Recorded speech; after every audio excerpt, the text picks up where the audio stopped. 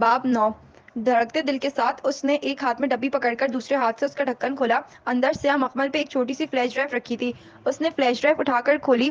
Drive کا silver USB plug چمک رہا تھا۔ حیا نے ڈھکن بند کیا اور اچنبے سے اسے الٹ پلٹ کر کے دیکھا۔ انگلی کے 2 پوروں پہ ننھی سی ڈرائیو کا کور سیاہ تھا۔ وہاں کہیں کچھ نہیں لکھا تھا۔ اس میں کیا ہو سکتا ہے بھلا؟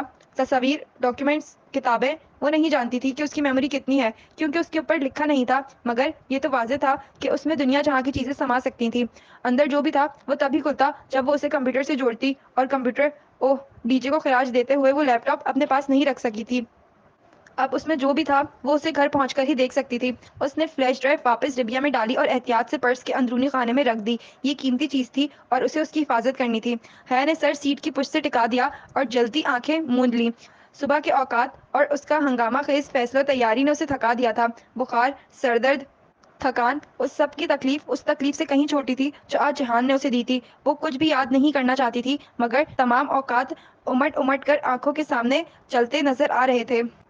بے اعتباری کا دکھ زیادہ بڑا تھا یا خود کو جہان کے لیے بلیک میلنگ کا ہتھیار بنائے جانے کا خوف؟ وہ فیصلہ نہیں کر سکی۔ البتہ ایک بات طے تھی، اگر ان پچھلے 5 ماہ میں اس نے کچھ فیصلے صحیح کیے تھے تو پاکستان جانے کا فیصلہ ان میں سے ایک تھا۔ اپنے گھر، باپ اور بھائی کے تحفظ سے بڑھ کر کچھ نہیں ہوتا۔ اسے ترکی اب بھی اتنا ہی پسند تھا، مگر ترکی کے کچھ لوگوں سے اب اسے خوف آنے لگا تھا۔ بس بہت ہو گیا ایڈونچرز۔ اس نے ہار مان لی تھی۔ وہ جہان کو کچھ کہنے کا موقع دیے بغیر ہی چلی آئی تھی، مگر وہ جانتی تھی کہ یہی صحیح تھا۔ اس کو سنبھلنے اور سوچنے کے لیے وقت چاہیے تھا۔ جہان کے لیے بھی شاید یہ درست تھا۔ اب کم از کم پاشا اسے حیا کی وجہ سے بلیک میل نہیں کر سکے گا۔ جہان سکندر سے شدید ناراضگی کے باوجود لاشعوری طور پر بھی اس نے اس کا اچھا ہی سوچا تھا۔ فجر کے قریب وہ اسلام آباد پہنچی۔ ابا کو آنے سے منع کر دیا سو اس کی تاکید کے مطابق انہوں نے ڈرائیور بھیج دیا تھا۔ سر درد، بخار اور بوجھل دل، وہ گولی لے کر سوئی تو ظہر کے قریب اٹھی۔ اتنا بڑا سرپرائز! اسے ہاتھوں سے بال لپیٹتے ہوئے لاؤنج میں آتے دیکھ کر فاطمہ نے مسکرا کر کہا۔ صبح وہ سو رہی تھی اور ان کی ملاقات اب ہو رہی تھی۔ اماں، وہ آگے بڑھ کر ان کے گلے لگ گئی۔ گھر، تحفظ، امان۔ اس نے کے آنسو امنڈ امنڈ کر آ رہے تھے۔ سبین پریشان ہو رہی تھی کہ اتنی اچانک حیا کیوں چلی گئی۔ اپنے بیٹے سے پوچھنا تھا نا، جہان کو بتایا تھا، وہ شاید بتانا بھول گیا ہو۔ کچھ کھانے کو ہے؟ وہ نگاہیں چرا کر کچن کی طرف جانے لگی۔ وہی سبانجی سے پڑی ہر کام خود کرنے کی عادت۔ فاطمہ نے ہاتھ پکڑ کر اسے واپس بٹھایا۔ آرام سے بیٹھو، نور بانو کھانا لگا رہی ہے۔ پھر ذرا چونکی۔ تمہیں بخار ہے؟ جب وہ گلے لگی تھی تو اس وقت اتنے عرصے بعد ملنے کی خوشی سے انہیں محسوس ہی نہیں ہوا تھا شاید۔ نہیں، سفر کی وجہ سے۔ اس نے دھیرے سے ہاتھ چھڑایا۔ پچھلی دفعہ جب وہ پاکستان آئی تھی تب بھی اسے بخار تھا۔ تب اس نے استقلال اسٹریٹ میں ڈی جے کو کھویا تھا۔ اب بھی اسے بخار تھا، اور اب شاید اس دفعہ اس نے جہان کو کھویا تھا، اسی جگہ استقلال اسٹریٹ میں، آزادی کی گلی جس سے وہ کبھی اپنی زندگی آزاد نہیں کر سکتی تھی۔ شام میں جب وہ اثر پڑھ کر جائے نماز طے کر رہی تھی تو لاؤنج کی چوکھٹ پر تایا فرقان نے ہولے سے دستک دی۔ وہ چونک کر مڑی، پھر مسکرا دی۔ تایا ابا! وہ آگے بڑھ کر ان سے ملی۔ ارے، یہ ترکی والے یہاں کہاں سے آ گئے؟ انہیں جیسے اس کا نماز کے انداز میں لیا دوپٹہ بہت اچھا لگا تھا۔ بس ایگزامز ختم ہو چکے تھے اور آخری مہینہ ترکی گھومنے کے لیے تھا۔ میں نے سوچا اس میں پاکستان آ جاتی ہوں، پھر جولائی میں کلیئرنس کروانے چلی جاؤں گی۔ اس نے رسا سے وضاحت دی جو اب اسے بہت سی جگہوں پہ دینی تھی۔ یہ تو بہت اچھا کیا۔ ابا کدھر ہیں تمہارے؟ کچھ کام تھا۔ پتہ نہیں، آفس میں ہوں گے، گھر پہ تو نہیں ہے۔ اچھا، میں کال کر لیتا ہوں۔ وہ کہہ کر مڑنے لگے تو وہ جائے نماز رکھ کر ان کے ساتھ ہی چلی آئی تاکہ سب سے مل لے۔ سائمہ تائی اپنے مخصوص مسکراتے انداز سے ملی۔ ارم کمرے میں تھی، اسے دیکھ کر ذرا حیران ہوئی۔ خیر، اچھا کیا، اب کم از کم تم میری منگنی تو اٹینڈ کر ہی لوگی۔ تلخ مسکراہٹ کے ساتھ وہ بولی، مگر اسے خوشگوار سی حیرت ہوئی۔ تمہاری منگنی؟ کب؟ 1 ڈیڑھ ہفتے تک ہے۔ اس کے کچھ رشتے دار باہر سے آئے ہوئے ہیں، ان کی روانگی سے پہلے پہلے ہی فنکشن ہوگا۔ ارم بہت ناخوش لگ رہی تھی۔ وہ زیادہ دیر اس کے پاس بیٹھ نہیں سکی اور باہر آ گئی۔ سونیا کچن میں تھی، اس سے اپنے فطری خوش اخلاق انداز میں ملی۔ بیٹھنے کو کہا، مگر وہ بیٹھنا نہیں چاہتی تھی۔ پاکستان اور خاندان والے، وہی پرانی زندگی لوٹ آئی تھی۔ ترکی اور ترکی کے وہ 4 ماہ کسی ست رنگے بلبلے کی طرح ہوا میں تحلیل ہو گئے تھے۔ اسٹڈی روم کی کھڑکی کے سامنے کھڑا وہ نیچے نظر آتی گلی کو دیکھ رہا تھا۔ پتیلی سڑک پہ بگھی سیاحوں کو لیے جا رہی تھی، ادلار کی سب سے شاہانہ سواری، مگر اسے کچھ بھی اچھا نہیں لگ رہا تھا۔ کھلے دروازے سے عائشہ اندر آئی، اس کے ہاتھ میں پرچ پیالی تھی۔ ہلکی سی آواز کے ساتھ اس نے اسٹڈی ٹیبل پہ پیالی رکھی۔ عبد الرحمن، تمہاری کافی۔ عبد الرحمن نے ذرا سی گردن موڑ کر اسے دیکھا۔ عائشہ اسے ہی دیکھ رہی تھی، روئی روئی سبز آنکھیں۔ اس کے دیکھنے پہ اس نے نگاہیں جھکا دی۔ اس کا مطلب تھا کہ آنے اسے مطلع کر چکی تھی اور وہ دکھی تھی۔ میں امید کرتا ہوں تم میرے ساتھ تعاون کرو گی، وہ اپنے ازلی خشک انداز میں کہتے ہوئے کھڑکی سے باہر دیکھ رہا تھا۔ آنے کو ان کا بیٹا واپس مل رہا ہے، اس سے زیادہ بڑی خوشی ان کو کبھی نہیں مل سکتی۔ تم ان ماں بیٹے کے فیصلے میں ان کا ساتھ نہ دے کر ان کی خوشی ختم کر دو گی، مگر میں جانتا ہوں کہ تم ایسا نہیں کرو گی۔ عائشہ نے بھیگی پلکیں اٹھا کر اسے دیکھا۔ میں جانتی ہوں کہ مجھے اور بہارے کو وہیں رہنا ہے جہاں آنے کو رہنا ہے. اگر وہ عدلار نہیں آ سکتا اور یہ ضروری ہے کہ ہم سب یہاں سے چلے جائیں تو میں رکاوٹ نہیں ہوں گی. میں نے پیکنگ شروع کر دی ہے. وہ لمحے بھر کو رکی. کیا واقعی سب ایسا ہی ہوگا جیسا تم کہہ رہے تھے؟ کیا واقعی باہر جا کر وہ ہمارے ساتھ ہی رہے گا؟ ہاں، اور تم جانتی ہو میں تمہیں دھوکہ نہیں دے سکتا. وہ اب بھی کھڑکی سے باہر دیکھ رہا تھا. ٹھیک ہے، میں بہارے کو سمجھا دوں گی. وہ کوئی مسئلہ نہیں کرے گی. ہم اتنی ہی خاموشی سے ترکی سے چلے جائیں گے جتنی خاموشی سے تم چاہتے ہو. شور. کیا اب تم مجھے اکیلا چھوڑ سکتی ہو؟ عائشہ سر ہلا کر پلٹ گئی. عبد الرحمن نے گردن موڑ کر اسے جاتے دیکھا اور پھر دیکھتا رہا یہاں تک کہ وہ کوریڈور کے سرے کے آگے غائب ہو گئی. پھر اس نے گہری سانس لی اور بولا، بہارے گل، کیا تم میز کے نیچے سے نکلنا پسند کرو گی؟ اور اسٹڈی ٹیبل تلے بیٹھی کان لگا کر باتیں سنتی بہارے گل نے بے اختیار زبان دانتوں تلے دبائی تھی. اللہ اللہ، وہ ہر بار کیوں پکڑی جاتی تھی؟ جب وہ دونوں باتیں کر رہے تھے تب وہ اتنی خاموشی سے دبے قدموں آئی تھی اور میز تلے چھپ گئی تھی. زمین تک لٹکتے میز پوش نے چاروں اطراف سے اسے ڈھانپ دیا تھا، مگر عبد الرحمن پھر بھی جان گیا تھا. بہارے گل، وہ ذرا سختی سے بولا تو وہ رینگتی ہوئی باہر نکلی. اسے اپنے طرف دیکھتے پا کر وہ معصومیت سے مسکراتے ہوئے کپڑے جھاڑتی اٹھی. کیا کر رہی تھی تم؟ وہ شرمندہ سی مسکراہٹ کے ساتھ ہاتھ باندھے خاموشی سے اس کے سامنے آ کھڑی ہوئی. کچھ بولو گی نہیں؟ بہارے نے نفی میں سر ہلایا. کیوں؟ کیونکہ بہارے کو چپ زیادہ اچھی لگتی ہے. عبد الرحمن سر جھٹک کر واپس کھڑکی کی طرف مڑ گیا اور باہر دیکھنے لگا. وہ جیسے کچھ سوچ رہا تھا یا شاید پریشان تھا. میں ادھر بیٹھ جاؤں؟ بہارے نے اسٹڈی ٹیبل کی ریوالونگ چیئر جس کے ساتھ ہی عبد الرحمن کھڑا تھا اس کی طرف اشارہ کیا. اس نے دھیرے سے گردن اسبات میں ہلا دی. وہ بڑی سی کرسی پہ بیٹھ گئی اور میز کی سطح پہ اپنے دونوں ہاتھ رکھ دیے. جب حیا ادھر تھی تو وہ یہیں بیٹھ کر اپنے پزل باکس پر غور کیا کرتی تھی. وہ چونکا. وہ چلی گئی ہے. بہارے نے سر اٹھا کر اسے دیکھا. اس کی بڑی بڑی بھوری آنکھوں میں حیرت تھی. کہاں؟ اپنے ملک واپس. مگر کیوں؟ اس نے بتایا بھی نہیں. میرا نیکلس بھی نہیں خریدا. میں اسے فون کروں؟ نہیں، بالکل نہیں، وہ سختی سے بولا تو بہارے کرسی سے اٹھتے اٹھتے ٹھہر گئی. اور اب تم اس سے کوئی رابطہ نہیں رکھو گی، سمجھی؟ میں نے کیا کیا ہے؟ اس کے چہرے پر اداسی اتر آئی اور انہی سخت تنبی نگاہوں بھری نگاہوں سے اسے دیکھ رہا تھا وہ. بس کہہ دیا تو کہہ دیا. چند لمحے دونوں کے درمیان خاموشی چھائی رہی. پھر وہ جیسے ڈرتے ڈرتے آہستہ سے بولی، کیا ہم کہیں جا رہے ہیں؟ نہیں، میں نے کچھ نہیں سنا. میں تو بس دیکھ رہی تھی کہ تمہاری میز نیچے سے کیسی لگتی ہے. بس تھوڑا سا خود بخود سنائی دیا تھا. وہ جلدی سے وضاحت کرنے لگی. تمہارا خود بخود سمجھتا ہوں میں اچھی طرح سے. اسے گھور کر وہ واپس باہر دیکھنے لگا. بہارے کی سمجھ میں نہیں آیا کہ اس کا موڈ کس بات پر خراب تھا. عبد الرحمن، بہارے، میری بات غور سے سنو. بعض دفعہ انسان کو اپنا گھر، شہر، ملک سب چھوڑنا پڑتا ہے. قربانی دینی پڑتی ہے. میں تم سے ایک قربانی مانگ رہا ہوں. میں تمہارے انکل کو واپس لے آیا ہوں. وہ اب تمہارے ساتھ رہے گا، مگر اس کی مجبوری یہ ہے کہ وہ عدلار میں نہیں رہ سکتا. اس لیے اس نے ایک دوسرے ملک میں تم سب کے رہنے کا انتظام کیا ہے. وہ ادھر ہی ہے اور تمہارے عائشے اور آنے کے لیے گھر سیٹ کروا رہا ہے.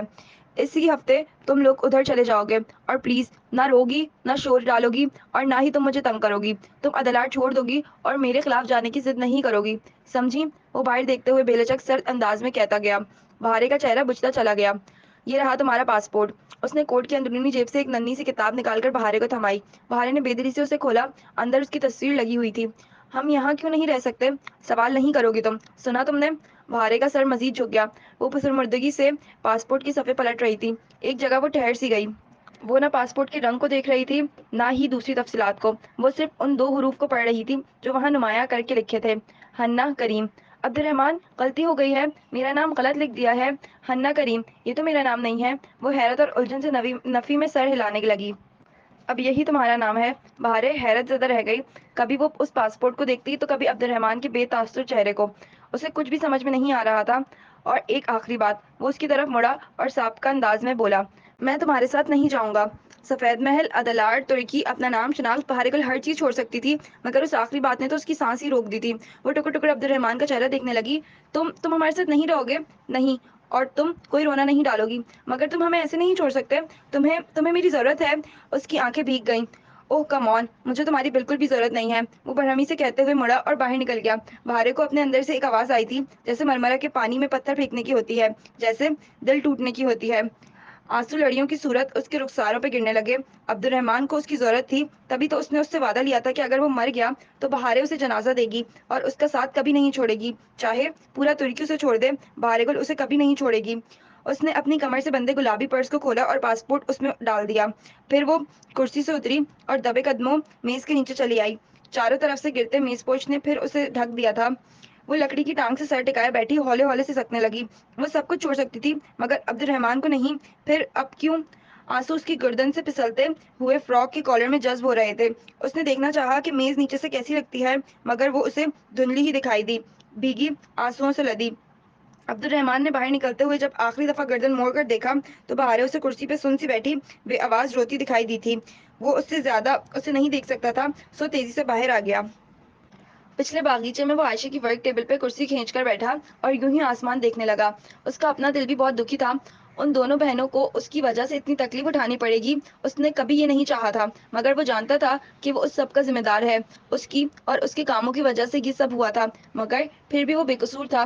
बहारे से सख्ती और सर्द महरी से बात करके उसने अपनी तईन उनकी रवानगी आसान बनाने की कोशिश की थी। शायद यूं करने से बहारे उससे मोहब्बत करना छोड़ दे और फिर जल्द उसे भूल जाए। ये सब आसान नहीं होगा, मगर आयशे संभाल लेगी उसे। और अपने कमरे की खिड़की से उसे बागीचे में बैठे देखकर आयशा ने बेख्तियार सोचा था कि बहारे को तो वो संभाल लेगी, मगर खुद को कैसे संभालेगी। चंद माह कबल उसकी और अब्दुल रहमान की शदीद लड़ाई के बाद उसे इल्म हो गया था कि जल्द या बदेर वो अब्दुल रहमान से अलग हो जाएंगे।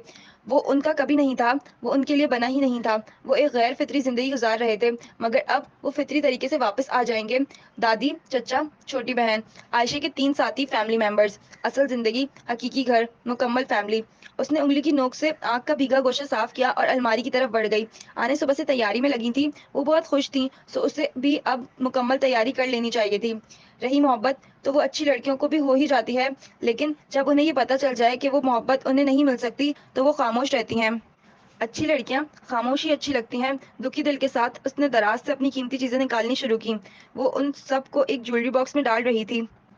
सबसे ऊपर उसने अपनी उंगली से अंगूठी उतार कर रखी। ये उसे अब्दुल रहमान ने उसकी सालगिरह पे तोहफे में दी थी, और वो उसे कभी नहीं उतारती थी। जवाब में उसने अब्दुल रहमान को अपनी सालगिरह पे क्या दिया था, उसने अपनी ज्वेलरी बॉक्स की सबसे आखिरी छोटी सी दराज खोली। वो खाली थी। कभी उसमें वो शय होती थी जो उसने अब्दुल रहमान को दे दी थी, मगर उस बेरहम आदमी ने उसके तोहफे के साथ क्या किया। आयशा ने जर्दगी से सर झटका। जिंदगी में सबसे ज्यादा खौफ उसे इसी बात पर आता था कि कहीं वो जानता तो नहीं है कि वो क्या सोचती है, मगर नहीं, वो कभी नहीं जान सकता था। उसने खुद को तसल्ली दी, वो गलत थी। ज़ारा उससे मिलने आई थी। इतने अरसे में ज़ारा को तो वो जैसे भूल ही गई थी। अब दोनों मिलकर बैठी तो वो तुर्की की बातें ही किए गई। बस यही वो मौजू था जिस पर वो ज़ारा से बात कर सकती थी। बाज़ दफ़ा दोस्त तो वही होते हैं, मगर वक्त इंसान को इतना आगे ले जाता है कि वो अपने दोस्त के मिदार से ही निकल आता है। फिर कितना ही मेल मुलाकात रख ले, वो दरमियानी फासला नाकाबिले उबूर बन जाता है। वो भी ज़ारा के मिदार से निकल आई थी। उसकी दो दोस्तें तो सिर्फ आयशा गुल और बहारे गुल थी, जिनको वो बताकर भी नहीं आई थी। आज फोन किया तो आयशा का सेल फोन ऑफ था, सो उसने ईमेल कर दी। अभी तक जवाब नहीं आया था। ज़ारा गई तो फातिमा ने उसे बुला लिया। सायमा ताई आई थी। उसे देखकर मुस्कुरा दी। शुक्र है बेटा तुम हो, वरना मैं क्या करती। इरम के ससुराल वालों की शॉपिंग करनी है, मंगनी के तोहफे वगैरह। इरम को तो कुछ समझ नहीं है। तुम्हारा टेस्ट अच्छा है, मेरे साथ चलो। ताई की जबान में जो हलावत थी, चिकनाई भरी हलावत। आयशे, बहारे, हाले, मोतसिम, डीजे, ये लोग इस चिकनाई से कितने दूर थे ना। शोर ताई अम्मा, मैं जरा अबाया ले आऊं। वो हामी भरकर उठने लगी तो फातिमा चौंकी। तुमने अबाया लिया है? जी अम्मा, एक फ्रेंड ने गिफ्ट किया था, मैंने सोचा अब बाहर जाते हुए ले लिया करूंगी। वो बजाय बहुत लापरवाही से कहती उठी थी। फिर थोड़ी देर बाद ही वो अपने पाँव को छूते हरीर के अबाया में सिया स्टॉल सलीके से चेहरे की गिर्द लपेट कर बाहर आई तो वो दोनों पल भर को हैरान रह गईं। ये अच्छा किया तुमने, तुम पे अच्छा भी बहुत लग रहा है। फैशन भी है आजकल अबाया का। सायमा ताई मुस्कुराकर बोली। वैसे तुम्हारे ताया ने देखा तो बहुत खुश होंगे। उसने सोचा, मुझे ताया से सर्टिफिकेट थोड़ी चाहिए ताई अम्मा। हाँ, अबाया तो अच्छा है, मगर बहुत सिंपल नहीं है। फातिमा जरा मुतजब्जब थी, क्योंकि उसका अबाया सादा था और सिवाय आस्तीन के सब स्टोन्स के जो इतने मध्यम थे कि तवज्जो ना घेरते। और मैं जब हज पे गई थी तो कितना कहती रही तुम्हें कि तुम्हारे लिए अबाया ले आऊं, मगर तुमने इनकार कर दिया था। फातिमा 3-4 साल पुरानी बात दोहराने लगी। वो इसलिए इसरार करती रही थी कि उनकी भाभी जो उनके साथ हज पर थी अपनी बेटियों के लिए कीमती और कामदार अबाए ले रही थी। हया ने साफ मना कर दिया। अबाए के बजाय उसकी कजन्स के बुरके उरूसी मलबूसात लगते थे। बस अब दिल चाह रहा था वो नकाब की पट्टी सर के पीछे बांधने लगी। तुमने नकाब भी शुरू कर दिया है? सायमा ताई को अब वाकईतन झटका लगा था। चलें ताई, वो गाड़ी की चाबी पर्स से निकालते हुए बोली। उसके नजरअंदाज करने के बावजूद ताई कहने लगी, चलो अच्छा लग रहा है, मगर देखते हैं कि तुम कितने दिन करती हो। उसने 2 दिन बाद ही छोड़ देना है। फातिमा मुस्कुराकर बोली। चलें देखते हैं लेडीज, वो शाने उचकाकर कहती बाहर निकल आई। इस्तांबुल बिलाशुबा एक खूबसूरत और शानदार किस्म का शहर था, वो मानती थी, मगर जो भी हो, पाकिस्तान पाकिस्तान था। अपने मुल्क का कोई मुकाबला नहीं होता। बहुत अरसे बाद वो अपने इस्लामाबाद की सड़कें, दरख्त और मार्केट देख रही थी। ताई को पूरा एफ10 फिरा कर वो दोनों शाम ढलने से पहले वापस आई तो अब्बू और ताया फुरकान लॉन में ही बैठे थे। हया शॉपर्स उठाए चलती हुई आई तो ताया जरा सीधे हुए। शायद उन्हें लगा कोई मेहमान है। मैं हूँ ताया। उसने सर के पीछे से बंदी पट्टी उतार कर नकाब चेहरे से अलहदा किया तो वो दोनों वाकई हैरानजदा रह गए। تم نے کب سے برقع لینا شروع کر دیا؟ ترکی میں شروع کیا تھا اور بس ایسے ہی شروع کر دیا تھا۔ وہ بہت عام سے انداز میں اپنے برقعے کی بات کر رہی تھی تاکہ کوئی مذاق نہ اڑا پائے، مگر سائمہ تائی کسی اور ہی موڑ میں تھی۔ وہ وہیں کھڑے کھڑے حیا کے برقعے کی تعریف کرنے لگی۔ ابا اب مسکرا رہے تھے، انہیں کچھ خاص فرق نہیں پڑتا تھا۔ تایا البتہ بہت خوش ہوئے۔ ہم آج حیا سے کہہ رہے تھے کہ دیکھتے ہیں کتنے دن تم برقع کرتی ہو۔ نہیں، انشاءاللہ میری بیٹی قائم رہے گی۔ تایا کی بات پہ وہ پھیکا سا مسکرا دی اور اندر چلی آئی۔ برقع ہی تھا، اتنا کیوں ڈسکس کرنے لگے تھے سب؟ اسے اچھا نہیں لگا تھا، مگر شاید وہ بھی حق کے بجانب تھے۔ وہ پہلے اس کے برعکس لباس پہنتی سو ان کی حیرانی بجا تھی۔ خیر جو بھی ہے، عبایا اتار کر لٹکانے تک وہ ان تمام سوچوں سے چھٹکارا پا چکی تھی۔ اب اسے وہ کام کرنا تھا جس کے لیے وہ سارے دن مارکیٹ میں مضطرب رہی تھی۔ کل اسے یاد نہیں رہا تھا، تھکاوٹ ہی اتنی تھی اور آج موقع نہیں ملا، مگر اب مزید انتظار نہیں۔ اس نے لیپ ٹاپ آن کر کے بیڈ پہ رکھا اور پرس سے وہ مخملی ڈبی نکالی۔ وہ جب بھی اسے کھولتی دل عجیب طرح سے دھڑکتا تھا، پتہ نہیں کیا ہوگا اس میں۔ اس نے فلیش ڈرائیو کا پلگ لیپ ٹاپ میں لگایا، روشن اسکرین پہ ایک چوکھٹا ابھرا۔ اس میں ایک مختصر سا پیغام تھا جس کا لبلباب یہ تھا کہ اس فائل پہ پاس ورڈ تھا اور پاس ورڈ درج کرنے کے لیے ایک ہی کوشش کی جا سکتی تھی۔ صحیح پاس ورڈ درج کیا تو فائل کھل جائے گی، غلط درج کیا تو فائل کو خود ہی ختم کر دے گی، یعنی وہ کبھی نہیں جان سکے گی کہ اس فائل میں کیا تھا۔ پیغام چند لمحوں بعد غائب ہو گیا۔ اب اسکرین پر خالی چوکھٹا چمک رہا تھا جس میں 8 خانے بنے تھے، کسی 8 حرفی لفظ کے لیے یا کسی 8 ہندسوں کے عدد کے لیے۔ ایک تلخ مسکراہٹ اس کے لبوں پہ ابھری۔ اسے ایک نئی پہیلی دیکھ کر بالکل بھی غصہ نہیں چڑھا۔ میجر احمد نے اسے چیلنج کیا تھا اور اسے اب یہ چیلنج جیت کر دکھانا تھا۔ کہیں نہ کہیں سے اسے اس کا پاس ورڈ مل ہی جائے گا اور پھر وہ اسے کھول لے گی۔ اس نے فائل کو آگے پیچھے ہر طرح سے کھولنے کی کوشش کی، مگر اس کا پروگرام خاصا پیچیدہ تھا۔ اسے کچھ سمجھ میں نہیں آیا۔ ویسے یہ عجیب بات تھی کہ اس دفعہ احمد نے پہلی نہیں دی تھی، یہ پہلی دفعہ ہوا تھا، ورنہ وہ پہلی ہمیشہ ساتھ ہی دیتا تھا۔ اب وہ پاس ورڈ کیسے ڈھونڈے؟ خیر کوئی نہ کوئی حل نکل ہی آئے گا، وہ پر امید تھی۔ ترکی سے واپس آنے کے بعد آج اس نے فون آن کیا تھا۔ اپنی پرانی سم وہ نکلوا چکی تھی، ابھی 2 گھنٹے ہی گزرے تھے کہ فون بجنے لگا۔ وہ جو لیپ ٹاپ پہ اپنی اور ڈی جے کی تصاویر دیکھ رہی تھی، چونک کر سیدھی ہوئی، جلتی بجھتی اسکرین پہ چمکتے الفاظ دیکھ کر ایک گہری سانس اس کے لبوں سے آزاد ہوئی۔ خبر مل گئی آپ کو میجر صاحب؟ فون کان سے لگاتے ہوئے وہ بولی۔ مل تو گئی، مگر میں کافی حیران رہ گیا، آپ واپس کیوں آ گئیں؟ وہی نرمی، دھیما، شائستہ انداز، وہ جیسے اس کے انداز پر مسکرایا تھا۔ حیرت ہے، آپ کو پہلی دفعہ پوری بات کا علم نہیں ہوا؟ لگتا ہے آپ بہت غصے میں ہیں، کیا ہوا ہے؟ پتہ نہیں، وہ بیزار سی بولی۔ پہلی بار اسے شدید احساس ہوا کہ وہ میجر احمد سے مزید بات نہیں کرنا چاہتی۔ آپ کی آواز کافی بوجھل لگ رہی ہے، اداس بھی ہیں اور پریشان بھی۔ اگر آپ وجہ نہیں بتائیں گی تو میں اصرار نہیں کروں گا، بس اتنا بتا دیں آپ ٹھیک تو ہیں؟ وہی فکرمندانہ انداز، وہ کیوں اتنی فکر کرتا تھا اس کی؟ جی میں ٹھیک ہوں، اور کچھ نہیں ہوا۔ اگر اسے معلوم نہیں تھا تو وہ خود اپنے شوہر کی کسی کمزوری سے اسے آگاہ نہیں کرے گی، اور وہ بتاتی بھی تو کیا کہ اس نے عبد الرحمن کے ساتھ دیکھا تھا جہان کو، اور وہ ان کی باتیں، ان ساری باتوں کو اثرنو یاد کرتے ہوئے وہ ٹھہر سی گئی۔ عبد الرحمن نے اسے ٹیکسٹ کر کے بلایا تھا۔ جب وہ پینٹری کی کھڑکی کے قریب پہنچی تو اسے وہاں سے پاشا کا چہرہ سامنے دکھائی دے رہا تھا۔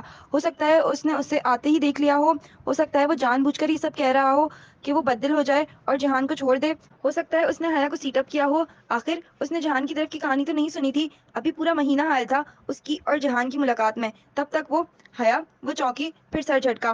یہ جو آپ کی فلیش ڈرائیو پہ پاس ورڈ ہے اسے کھول کر کوئی اور پزل بھی نکلے گا کیا؟ نہیں، یہ آخری لاک ہے، پھر میری امانت آپ دیکھ لیں گی۔ اور اس کا پاس ورڈ کیا ہے؟ وہ آپ جیسی ذہین خاتون کو چند منٹ میں ہی مل جائے گا۔ اچھا آپ طنز کر رہے ہیں؟ وہ بے اختیار ہنس دی۔ نہیں میں سچ کہہ رہا ہوں، بہت ہی آسان ہے، مجھے یقین ہے کہ آپ میرے پزل کا آخری ٹکڑا بھی جوڑ لیں گی۔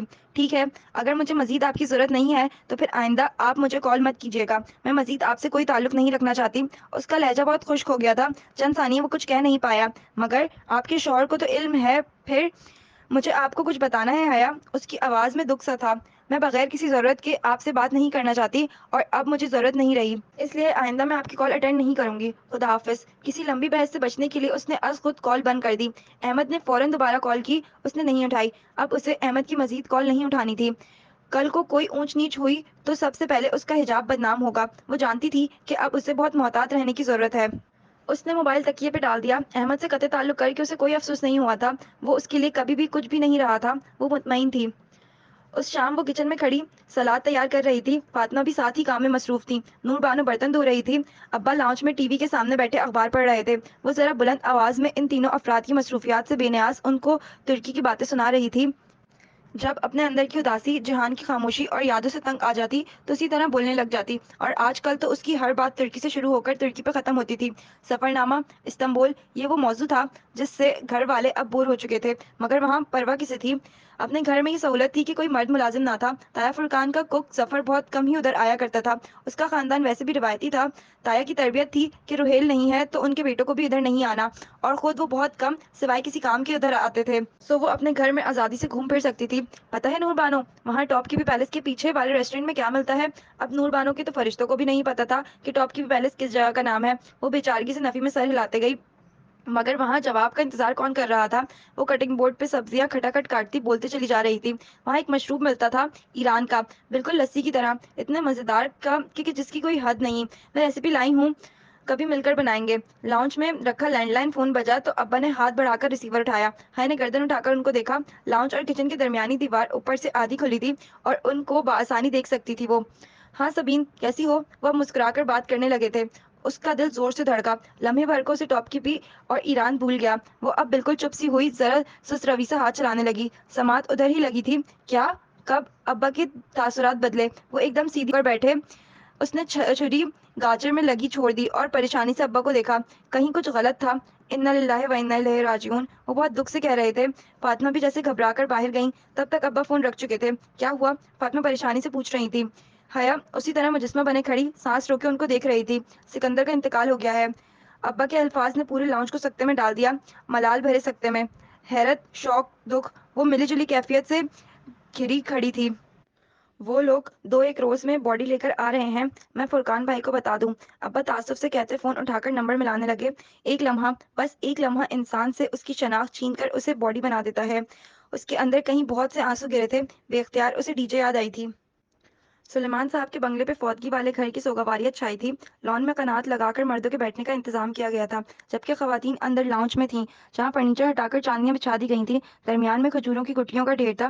رشتہ دار خواتین سادہ حلیوں میں تھیں، مگر عابدہ چچی، سیرش اور ثنا بالکل سفید نئے لباس پہن کر آئی تھی۔ پتہ نہیں یہ رواج کہاں سے چل نکلے تھے۔ اس نے البتہ چاکلیٹی رنگ کی لمبی قمیض چوڑی دار کے ساتھ پہن رکھی تھی، ہم رنگ دوپٹہ ٹھیک سے سر پہ لیے، گٹھلیاں پڑتے وہ لاشعوری طور پہ ایسی جگہ پہ بیٹھی تھی جہاں سے کھڑکی کے باہر لان صاف نظر آتا تھا، مگر باہر والوں کو اندر نہیں نظر آتا تھا کہ دوپہر کا وقت تھا اور کھڑکیوں کے شیشے باہر سے ریفلیکٹ کرتے تھے۔ لان میں خاندان کے مرد جمع تھے، ابا، تایا اور کچھ کزنز البتہ نہیں تھے۔ وہ لوگ پھپھو اور میت کو لینے ایئرپورٹ گئے تھے۔ آج 3 روز بعد سکندر انکل کی باڈی کلیئرنس حاصل کر کے اپنے ملک لائی جا رہی تھی، اور وہ صرف یہ سوچ رہی تھی کہ وہ جہان کا سامنا کیسے کرے گی۔ خیر خفت اسے ہونی چاہیے، نہ کہ حیا کو۔ وہی قصوروار تھا، وہی پاشا کا ساتھی تھا، اور اتنی تو وہ مضبوط تھی ہی کہ اپنے تاثرات چہرے پہ نہیں آنے دے گی۔ جو بھی ہوگا دیکھا جائے گا۔ اس کے باوجود جب باہر شور سا مچا اور وہ لوگ پہنچ گئے تو اس کا دل اتنی زور سے دھڑکنے لگا کہ وہ خود حیرت زدہ رہ گئی۔ اتنے برس بعد پھپھو آئی تھی، وہ بھی تابوت کے ساتھ۔ لاؤنج کے دروازے پہ خواتین ان سے ملتے ہوئے رو رہی تھیں، بلند سسکیاں۔ وہ دور دراز کی رشتہ دار عورتیں جو ہر شادی کی میں سب کی طرف سے گاتی اور ہر فوتگی میں سب کی طرف سے روتی تھیں، سب سے آگے تھیں۔ پھپھو بہت نڈال سی لگ رہی تھیں، بھیگی آنکھوں کے ساتھ فاطمہ سے مل رہی تھیں۔ وہ سبھی کھڑے ہو چکے تھے، لڑکے تابوت اندر لا رہے تھے۔ حیا ذرا ایک طرف ہو گئی اور دوپٹے کا پلو ذرا ترچھا کر کے چہرے پہ ڈال کے ہاتھ سے پکڑ لیا۔ وہ دوپٹہ پیشانی سے کافی آگے تھا اور یوں ترچھا کر کے ڈالنے سے گلے، ہونٹ، ناک سب چھپ گیا تھا۔ یہ اس کا غیر محسوس سا نقاب تھا۔ اگر اب وہ نقاب کرتی ہی تھی تو منافقت کیسی کہ باہر کے مردوں سے کرے اور کزن سے نہ کرے۔ ایک فیصلہ کیا ہے تو اسے صحیح سے نبھائے بھی۔ مرد باہر چلے گئے تو وہ آگے بڑھ کر پھپھو کے گلے لگی۔ حیا تم کہاں چلی گئی تھی؟ جہان بہت اپسیٹ تھا، بے آواز آنسو بہاتی پھپھو اس سے الگ ہو کر آہستہ سے بولی تھی۔ وہ سخت شرمندہ ہوئی، کیا تھا اگر پھپھو کو ایک فون ہی کر لیتی۔ اس نے جواب نہیں دیا، جواب تھا بھی نہیں۔ پھر جب وہ اپنی جگہ پہ آ کر بیٹھی تو نگاہ کھڑکی پہ پھسل گئی۔ باہر لگے مجمع میں وہ جہان کو کھوجنے لگی اور پھر ایک دم وہ چونکی۔ اس نے بہت سی باتیں سوچی تھی۔ جہان اتنا غیر متوقع تھا کہ اس سے کچھ بعید نہیں تھا کہ وہ اس کے ساتھ کیسا رویہ رکھے گا، مگر جو جہان نے کیا وہ سوچ بھی نہیں سکتی تھی۔ جہان سکندر پاکستان نہیں آیا تھا، جہان نہیں آیا چچی، فرخ پتہ نہیں کب اندر آیا تھا اور قریب ہی آ کھڑا فاطمہ کو بتا رہا تھا۔ پھپھو بتا رہی تھی کہ وہ کاموں میں پھنسا ہوا ہے۔ فرخ بتا کر آگے بڑھ گیا، فاطمہ تو فاطمہ، وہ خود بھی ششدر رہ گئی۔ ایسی بھی کیا مجبوری تھی کہ بندہ باپ کے جنازے پہ بھی نہ آئے؟ وہ اتنی حیران تھی کہ गुठलियां भी नहीं पढ़ पा रही थी। वो ऐसा कैसे कर सकता है? सिर्फ हया का साथ देने वो डीजे के वक्त आ सकता था, तो अपने बाप के साथ क्यों नहीं? जब तक इंसान दूसरे की जगह पे खड़ा होकर नहीं देखता, उसे पूरी बात समझ नहीं आती। कहीं दूर से जहान की आवाज उभरी थी। शायद वो वजाहत उसने उसी लम्हे के लिए दी थी, मगर वो क्यों नहीं आया? क्यों? सब बहुत मुतासिब और गुमजदा से थे। घर में खामोशी ने सोगवारियां तारी की हुई थी। अगले रोज कुल थे। घर में कुछ करने के बजाय ताया और अब्बा ने वही किया था जिसका रिवाज आजकल इस्लामाबाद में चल निकला था। तमाम अजीज़ और अकारिब को किसी 5 स्टार होटल में डिनर के लिए फैमिली वाउचर्स दिए गए कि बमा खानदान जाकर डिनर करें और मरहूम के साले सवाब के लिए दुआ करें। इस्लामाबाद भी कभी कभी उसे लगता कि इस्तांबुल बनता जा रहा है। इससे ये हुआ कि लोगों के सवाल और गड़े मुर्दे उखाड़े जाने से ताया और अब्बा महफूज रहे। मगर है ने सोचा जरूर कि ताया फुरकान के इस्लाम को अब क्या हुआ। फातिमा फोन सुनने उठी तो वो कॉफी का कप लिए फूफो के पास आ गई। वो अकेली बैठी थी, खामोश, थकी हुई। एक सफर था जो तमाम हुआ, एक मुशक्कत थी जो खत्म हुई। थैंक यू बेटा। उसने कप बढ़ाया तो वो चौंकी, फिर भीगी आंखों से मुस्कुराई और कप थाम लिया। तुम्हारे साथ बैठ ही नहीं सकी? शर्मिंदा मत करें पप्पू, मेरी ही गलती है। मैंने सोचा जहान को मेरा मैसेज मिल गया होगा और वो आपको बता देगा। एक मुबहम सी वजाहत देकर वो अपना कप लिए उनके साथ आ बैठी। नहीं, वो कह रहा था कि तुम बताए बगैर चली गई हो। बहुत परेशान था, शायद कोई गलतफहमी हो गई है। वो आया क्यों नहीं? सरसरी से अंदाज में उसने पूछ ही लिया। वो चंद लम्हे उसे देखती रही, जैसे फैसला न कर पा रही हूँ कि वो कितना जानती हैं। वो तुर्की से बाहर गया हुआ था, फ्लाइट का मसला था। कुछ अभी 1-2 रोज में आ जाएगा। फिर आपको तो बहुत मुश्किल हुई होगी सब कुछ अकेले मैनेज करना। हया, मैंने सारी जिंदगी सब कुछ तन्हा ही मैनेज किया है। मेरे साथ तब भी कोई नहीं था जब मैं और मेरा बेटा चिल्लावतनी काट रहे थे। वो आहिस्ता आहिस्ता कह रही थी। और अब तो मैं इतनी मजबूत हो चुकी हूँ कि अपने मसाइल हल करने के लिए मुझे अपने खानदान के मर्दों के सहारे की जरूरत नहीं रही। वो बस उनको देखे गई। उनके चेहरों की लकीरों में बरसों की मुशक्कत की दास्तान थी, जिसे पढ़ने की आंख हया के पास नहीं थी। तुम्हें भी इतना ही मजबूत बनना चाहिए। उनकी आखिरी बात पे बेख्तियार वो चौंकी थी। ये माँ बेटा बाज़ औक़ात कितनी मुबहम बातें कर जाते थे। वो गहरी नींद में थी जब कोई आवाज़ सीटी की तरह उसकी समात में गूंजी। काफ़ी देर बाद उसने भारी पपोटे मुश्किल उठाए और अंधेरे में जलती बुझती रोशनी की तरफ देखा। मोबाइल। बवक्त उसने बाजू बढ़ाकर बजता हुआ मोबाइल उठाया। जेहान कॉलिंग। उसकी सारी नींद उड़ गई। रात के 3 बज रहे थे। वो एकदम उठ बैठी और कॉल पिक की। सारी नाराज़गी रात की खामोशी में तहलील हो गई थी। जेहान। उसकी आवाज़ अभी भी नींद से बोझल थी। हया। वो धीमी आवाज़ में कहता ज़रा सा रुका। कैसी हो? मैं ठीक हूँ, और तुम? बैकग्राउंड के साथ टेक लगाते हुए उसने रिमोट उठाकर एसी ऑफ किया। कमरा बहुत ठंडा हो चुका था। फाइन, तुम सो रही थी? हाँ। उस वक्त मैं फुटबॉल तो खेलने से रही। उसने सोचा। मम्मी सो रही हैं, जाहिर है, उठाओ इन्हें। नहीं नहीं, उनको डिस्टर्ब नहीं करना चाहता। मामू हैं या ड्राइवर? वो जैसे सोच सोच कर बोल रहा था। नहीं, अब्बा और अम्मा शाम में लाहौर गए हैं। फौतगी हो गई थी कोई, सुबह ही आ जाएंगे। क्यों? वो एकदम चौंकी। तुम कहाँ हो? मैं एयरपोर्ट पे हूँ, और मुझे तुम्हारे घर का रास्ता मालूम नहीं है। तुम मुझे लेने आ सकती हो? ओह हाँ, तुम रुको, मैं आ रही हूँ। वो लिहाफ फेंक कर तेजी से बिस्तर से उतरी। मुंह धोकर अबाया पहनकर वो चाबी लिए खामोशी से बाहर निकल आई। ड्राइवर अब्बा के साथ गया था। वैसे भी वो पार्ट टाइम था, ऐसे में वो खुद जाए, इसके अलावा कोई दूसरा हल नहीं था। इस्लामाबाद की खूबसूरत साफ सुथरी सड़कें खाली पड़ी थी। अभी रात बाकी थी। स्ट्रीट पोल्स की जर्द रोशनी सड़क को जगमगा रही थी। एयरपोर्ट पहुंचकर उसने जहान को कॉल करके आने का पैगाम दिया। उसका तुर्की का नंबर रोमिंग पे था। अस्सलाम वालेकुम। चंद ही मिनट बाद वो दरवाज़ा खोलकर फ्रंट सीट पे बैठा। एक चमड़े का भूरा दस्ती बैग अपने कदमों में रखा और सीट बेल्ट पहनने लगा। वालेकुम अस्सलाम। इग्निशन में चाबी घुमाते हुए हया ने जरा निगाह फेर कर उसे देखा। वो स्याह पैंट पे आधी आस्तीन वाली ग्रे टी शर्ट पहने हुए था, वही माथे पे गिरते जरा बिखरे बाल। एयरपोर्ट की बत्तियां अंधेरे में उसके चेहरे को नीम रोशन किए हुए थीं।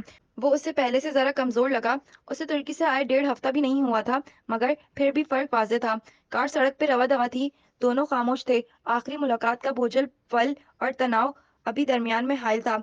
मम्मी उठी तो नहीं? नहीं। वो जरा देर को रुकी। तुम आए क्यों नहीं? सब पूछ रहे थे। मसरूफ था। वो गर्दन जरा तिरछी किए बाहर वीरान अंधेरी सड़क को देख रहा था। वो खामोश हो गई, कहने को जैसे कुछ नहीं था। क्या तुम मुझे पहले कब्रिस्तान ले जा सकती हो? हया ने सर हिला दिया। कब्रिस्तान घर से ज्यादा दूर न था। जल्द ही वो पहुंच गए। बाहर नीला सा अंधेरा छाया था। सवालिया निशान की सूरत बने 7 बहन भाई सितारे आसमान पे चमक रहे थे। फूफा की कब्र आपके दादा की कब्र के साथ ही है, हया ने उसे बताया। अहाते में जहान के वालिद और दादा की कब्रें दाखिली दरवाजे के साथ ही एक तरफ थीं। एक दरख्त उसके दादा की कब्र पे साया कर रहा था। वो सीने पे बाजू लपेटे कब्रिस्तान के दाखिली दरवाजे पे ही खड़ी हो गई। यहाँ से वो जहान को बआसानी देख सकती थी। जहान आहिस्ता आहिस्ता कदम उठाता दोनों कब्रों के पास आया। फिर دھیرے سے وہ سکندر شاہ کی قبر کے سامنے پنجوں کے بل بیٹھتا گیا، دونوں ہاتھ دعا کے لیے اٹھائے۔ اب وہ دعا مانگ رہا تھا۔ حیا اس کے عقب میں تھی سو اس کا چہرہ نہیں دیکھ سکتی تھی۔ دعا کے بعد وہ کافی دیر سر جھکائے ایک پنجے کے بل قبر کے سامنے بیٹھا رہا، انگلی سے وہ مٹی پر لکیریں کھینچ رہا تھا۔ پھر جب وہ اٹھا تو حیا جانے کے لیے پلٹ گئی۔ گھر آ کر وہ اندر داخل ہوا تو حیا نے آہستگی سے لاؤنج کا دروازہ بند کیا اور 2 انگلیوں سے نقاب نیچے کھینچتے ہوئے اتارا۔ تم آرام کر لو، میں اوپر کمرہ دکھاتی ہوں، وہ اجنبی سے انداز میں کہتی سیڑھیاں چڑھنے لگی۔ جہان خاموشی سے اس کے پیچھے اوپر آیا، دستی بیگ ہاتھ سے پکڑ کر کندھے پہ ڈال رکھا تھا۔ حیا دروازہ کھول کر ایک طرف کھڑی ہو گئی، صاف ستھرا سا گیسٹ روم۔ کچھ کھاؤ گے؟ اس نے چوکھٹ پہ کھڑے کسی رسمی میزبان کے لہجے میں پوچھا۔ جہان نے بیگ بیڈ پہ رکھا اور ساتھ بیٹھا۔ بس ایک کپ چائے، میرے سر میں درد ہے۔ وہ جھک کر جاگرز کے تسمے کھول رہا تھا۔ وہ الٹے قدم واپس پلٹی، چند منٹ بعد جلدی جلدی چائے بنا کر لائی۔ وہ بیڈ پہ نیند دراز آنکھوں پہ بازو رکھے ہوئے تھا۔ چائے اس نے کپ سائڈ ٹیبل پہ رکھا، وہ ہلا تک نہیں۔ جہان، مگر وہ سو چکا تھا۔ حیا کی نگاہیں اس کے پاؤں پہ پھسلیں۔ جاگرز کے تسمے کھول چکا تھا مگر اتارے نہیں۔ پتہ نہیں کیوں اسے ترس سا آیا، شاید وہ تھکا ہوا تھا، شاید بیمار تھا۔ اس نے اے سی آن کیا اور دروازہ بند کر کے باہر آ گئی۔ صبح وہ دیر سے اٹھی، لاؤنج میں آئی تو فاطمہ اور پھپھو چائے پی رہی تھی۔ 11 بج چکے تھے۔ نور بانو، میرا راستہ، نور بانو کو پکار کر وہ ان کے پاس آ بیٹھی۔ فاطمہ لاہور والوں کا تذکرہ کر ہی رہی تھی۔ آپ لوگ کب آئے؟ صبح 8 بجے پہنچ گئے تھے، تم سو رہی تھی، فاطمہ مسکرا کر کہنے لگی۔ اچھا۔ جہان اٹھ گیا، حیا کی نگاہ سیڑھیوں کے اوپر پھسلی تو یوں ہی لبوں سے نکلا۔ وہ دونوں ایک دم اسے دیکھنے لگیں۔ جہان، اوہ، وہ ایک دم سیدھی ہوئی۔ وہ صبح پہنچ گیا تھا، اوپر کمرے میں ہے، آپ کو نہیں پتا چلا؟ نہیں، وہ آ گیا؟ سبین سکندر کے چہرے پہ ایک دم چمک سی ابھری، خوشگوار سی حیرت۔ وہ باپ کے جنازے کے تیسرے دن پہنچ رہا ہے مگر ادھر کوئی ناراضگی نہیں۔ جی میں دیکھتی ہوں، وہ خود ہی اٹھائی۔ اوپر اس کے کمرے کا دروازہ کھولا تو یخ بستہ ہو چکا تھا، اے سی تب کا آن تھا۔ اس نے جلدی سے اے سی بند کیا اور پنکھا چلا دیا۔ جہان اسی حالت میں جوتوں سمیت لیٹا تھا، آنکھوں پہ بازو رکھے۔ وہ شاید نیند میں بھی کسی کو اپنی آنکھیں پڑھنے نہیں دیتا تھا۔ ٹیبل پہ دھری چائے ٹھنڈی اور پرانی ہو چکی تھی، سوچا اٹھا لے، پھر خیال آیا کہ رہنے دے، اس کو پتا تو چلے کہ وہ اس کے لیے چائے لے آئی تھی۔ وہ دوپہر کے کھانے تک بھی نہیں اٹھا تھا، پھپھو اس کو ڈسٹرب نہیں کرنا چاہتی تھی سو اس کے اٹھنے کا انتظار کر رہی تھی۔ دوپہر میں زارا آ گئی، موسم اچھا تھا، دونوں نے شاپنگ پلان کر لی، مگر جب وہ ابایا پہن کر باہر آئی تو پھر سے ایکشن ریپلے شروع ہو گیا۔ تم نے ابایا کب سے لینا شروع کر دیا؟ وہی حیرت، سوال، تشویش اور تفتیش۔ ایک لمبا اور جامع سا جواب دے کر بھی اسے لگا کہ زارا غیر مطمئن ہے اور غیر آرام دہ بھی۔ شاپنگ کرتے، جوتے دیکھتے، کپڑے نکلواتے اور پھر آخر میں راحت بیکرز کے سامنے پارکنگ لاٹ میں بیٹھے سلش پیتے ہوئے زارا بار بار ایک غیر آرام نگاہ اس پہ ڈالتی جو پورے اعتماد سے ابایا اور نقاب میں بیٹھی سلش پی رہی تھی۔ یار چہرے سے تو اتار دو زارا، میرا نہ دم گھٹ رہا ہے اور نہ ہی میں مرنے لگی ہوں، میں بالکل کمفرٹیبل ہوں، اگر تم نہیں ہو تو بتاؤ۔ وہ ایک دم بہت سنجیدہ سے کہنے لگی۔ وہ ہے سلیمان تھی، وہ عائشہ گل کی طرح ہر بات نرمی سے سہ جانے والی نہیں تھی۔ جب وہ اپنے زمانے جاہلیت کے لباس پہ کسی کو بولنے کا موقع نہیں دیتی تھی تو اب نقاب پہ کیوں کسی کو بولنے دے؟ صرف حجابی لڑکی کیوں صبر کرے؟ اس کی رائے میں بہت زیادہ چپ رہنے کو بھی کمزوری سمجھا جاتا تھا۔ نہیں نہیں، میں تو تمہارے لیے کہہ رہی تھی۔ زارا ذرا بوکھلا گئی تھی، وہ سر جھٹک کر سلش پینے لگی۔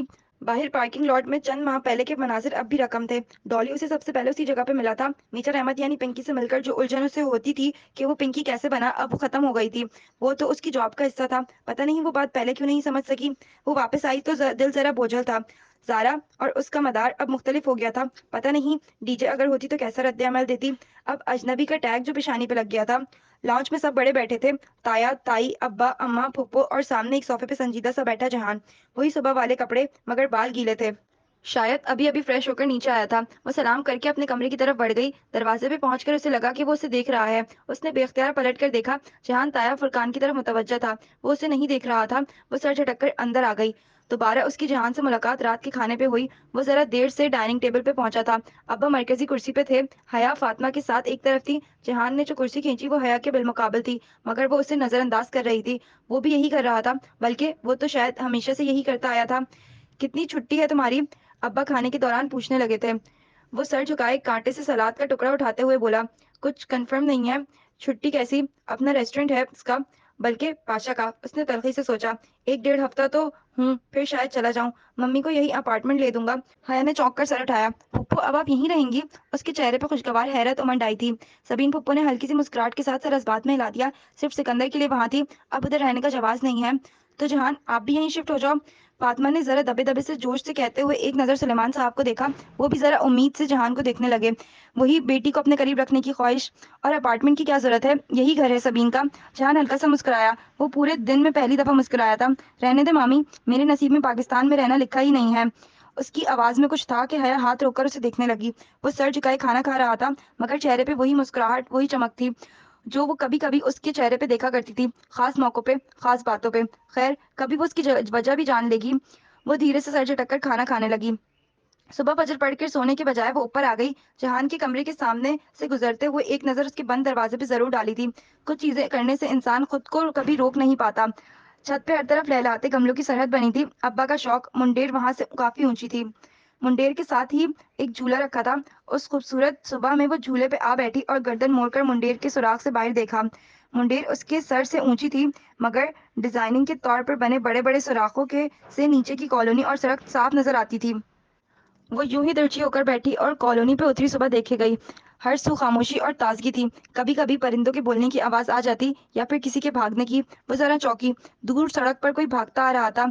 ट्रैक सूट में मलबूस जॉगिंग करता शख्स। उसे एक लम्हा लगा था पहचानने में। जहान, वो हैरान हुई थी। वो कब उठा, कब घर से निकला, मालूम नहीं। वो उसे देखती रही। जहान अब घर के सामने से गुजर कर मुखालिफ सिम दौड़ता जा रहा था। वो गर्दन पूरी मोड़ कर उसको देखे गई। चंद कदम दूर वो रुका और ठिठक कर पीछे सड़क को देखा। जैसे उसे महसूस हुआ कि कोई उसे देख रहा है, मगर वो सड़क पे ही देख रहा था, ऊपर नहीं। वो जल्दी से झूले पर से उठी और अंदर दौड़ गई। वो फिर से पकड़े नहीं जाना चाहती थी। सब ट्यूलिप्स, फूलों की मार्केट और वो दुकानदार, उसे सब याद था। जब जहान ने उसके कमरे का दरवाजा खटखटाया तो वो किताबें खोले बैठी थी। दस्तक पे चौंकी और फिर उठकर दरवाजा खोला। उसे सामने खड़े देखकर दिल अजीब सी मुतजाद कैफियत का शिकार होने लगा था। हया, क्या तुम फारिग हो? वो बहुत दोस्ताना अंदाज में पूछ रहा था। हाँ, क्यों? उसने दरवाजा जरा ज्यादा खोल दिया ताकि वो बिस्तर पर फैली उसकी किताबें देखकर जान ले कि वो हरगिज भी फारिग नहीं है। ओके, तुम फारिग ही हो। ठीक, उसने समझ कर सर हिलाया। यानी तुम मेरे साथ मार्केट चल सकती हो? श्योर, उसने शाने उचका दिए। हालांकि उसे उस पर गुस्सा था बहुत। वो उससे मुखातिब भी नहीं होना चाहती थी। उसने हमेशा गलत बयानी ही की थी। उसे जहान से बहुत गिले थे, मगर फिर भी जाने के लिए तैयार हो गई। वो उसे इनकार नहीं कर सकती थी। क्या खरीदना है, ताकि उसी हिसाब से मतलूबा जगह पे जाएं। कपड़े वगैरह। जल्दी में निकला था, ज्यादा सामान नहीं उठा सका। एक तो जब वो मुहज्जब और शाइस्ता होता था तो उससे ज्यादा नरमखो कोई नहीं था। वो अंदर ही अंदर तिलमिलाती हुई बाहर आई थी। कोई और नहीं मिला था उसे साथ ले जाने के लिए। उसे जरूर घसीटना था अपने हमरा शॉप पे उसका साथ देने के लिए। वो भी रैक पे कपड़ों के हैंगर्स उलट पुलट करके देख रही थी। जहान एक कुर्ते का हैंगर कंधे से लगाते हुए सामने कद आवर आईने में खुद को देख रहा था। हया उसके करीब ही खड़ी थी, सो आईने में वो भी नजर आ रही थी। उसका अक्स देखते हुए जहान जरा सा मुस्कुराया। तुमने वो कार्टून देखे हैं, निंजा टर्टल्स? वो मुस्कुराहट दबाए संजीदगी से पूछने लगा तो उसने सादगी से सर अस्बात में हिला दिया। हाँ तो? वो जवाब दिए बिना बेसाख्ता उमड़ आती मुस्कुराहट दबाते हुए हैंगर्स पकड़े पलट गया। चंद लम्हे वो उलझी खड़ी रही। समझ में नहीं आया कि वो क्या कहना चाहता था। फिर कद आवर आईने में अपना अक्स देखा तो फौरन समझ में आ गया। गुस्से का शदीद उबाल उसके अंदर उठा था। बमुश्किल जब्त करते हुए उसने निगाहों से जहान को तलाशा। वो वही कुर्ता लिए काउंटर की तरफ जा रहा था। वो बदतमीज इंसान उसके नकाब को निंजा टर्टल्स की आंखों की पट्टी से तशबीह दे गया था। उसका मूड वापसी का सारा रास्ता ऑफ रहा, मगर वहां परवाह किसे थी। किचन में शाम की चाय दम पे चढ़ी थी। इलायची और तले कबाबों की मिली जुली खुशबू सारे किचन में फैली थी। वो नूर बानो के सर पे खड़ी ट्रॉली में बर्तन रखवा रही थी। जिम्मेदार वो पहले भी थी, मगर तुर्की से आने के बाद हर काम अपने हाथ से करने लगी थी। अब भी नूर बानो से ज्यादा वो काम कर रही थी। बाहर लॉन्च में ताया फुरकान और सायमा ताई आ बैठे थे। अम्मा, अब्बा, पुप्पो और जहान भी वहीं थे।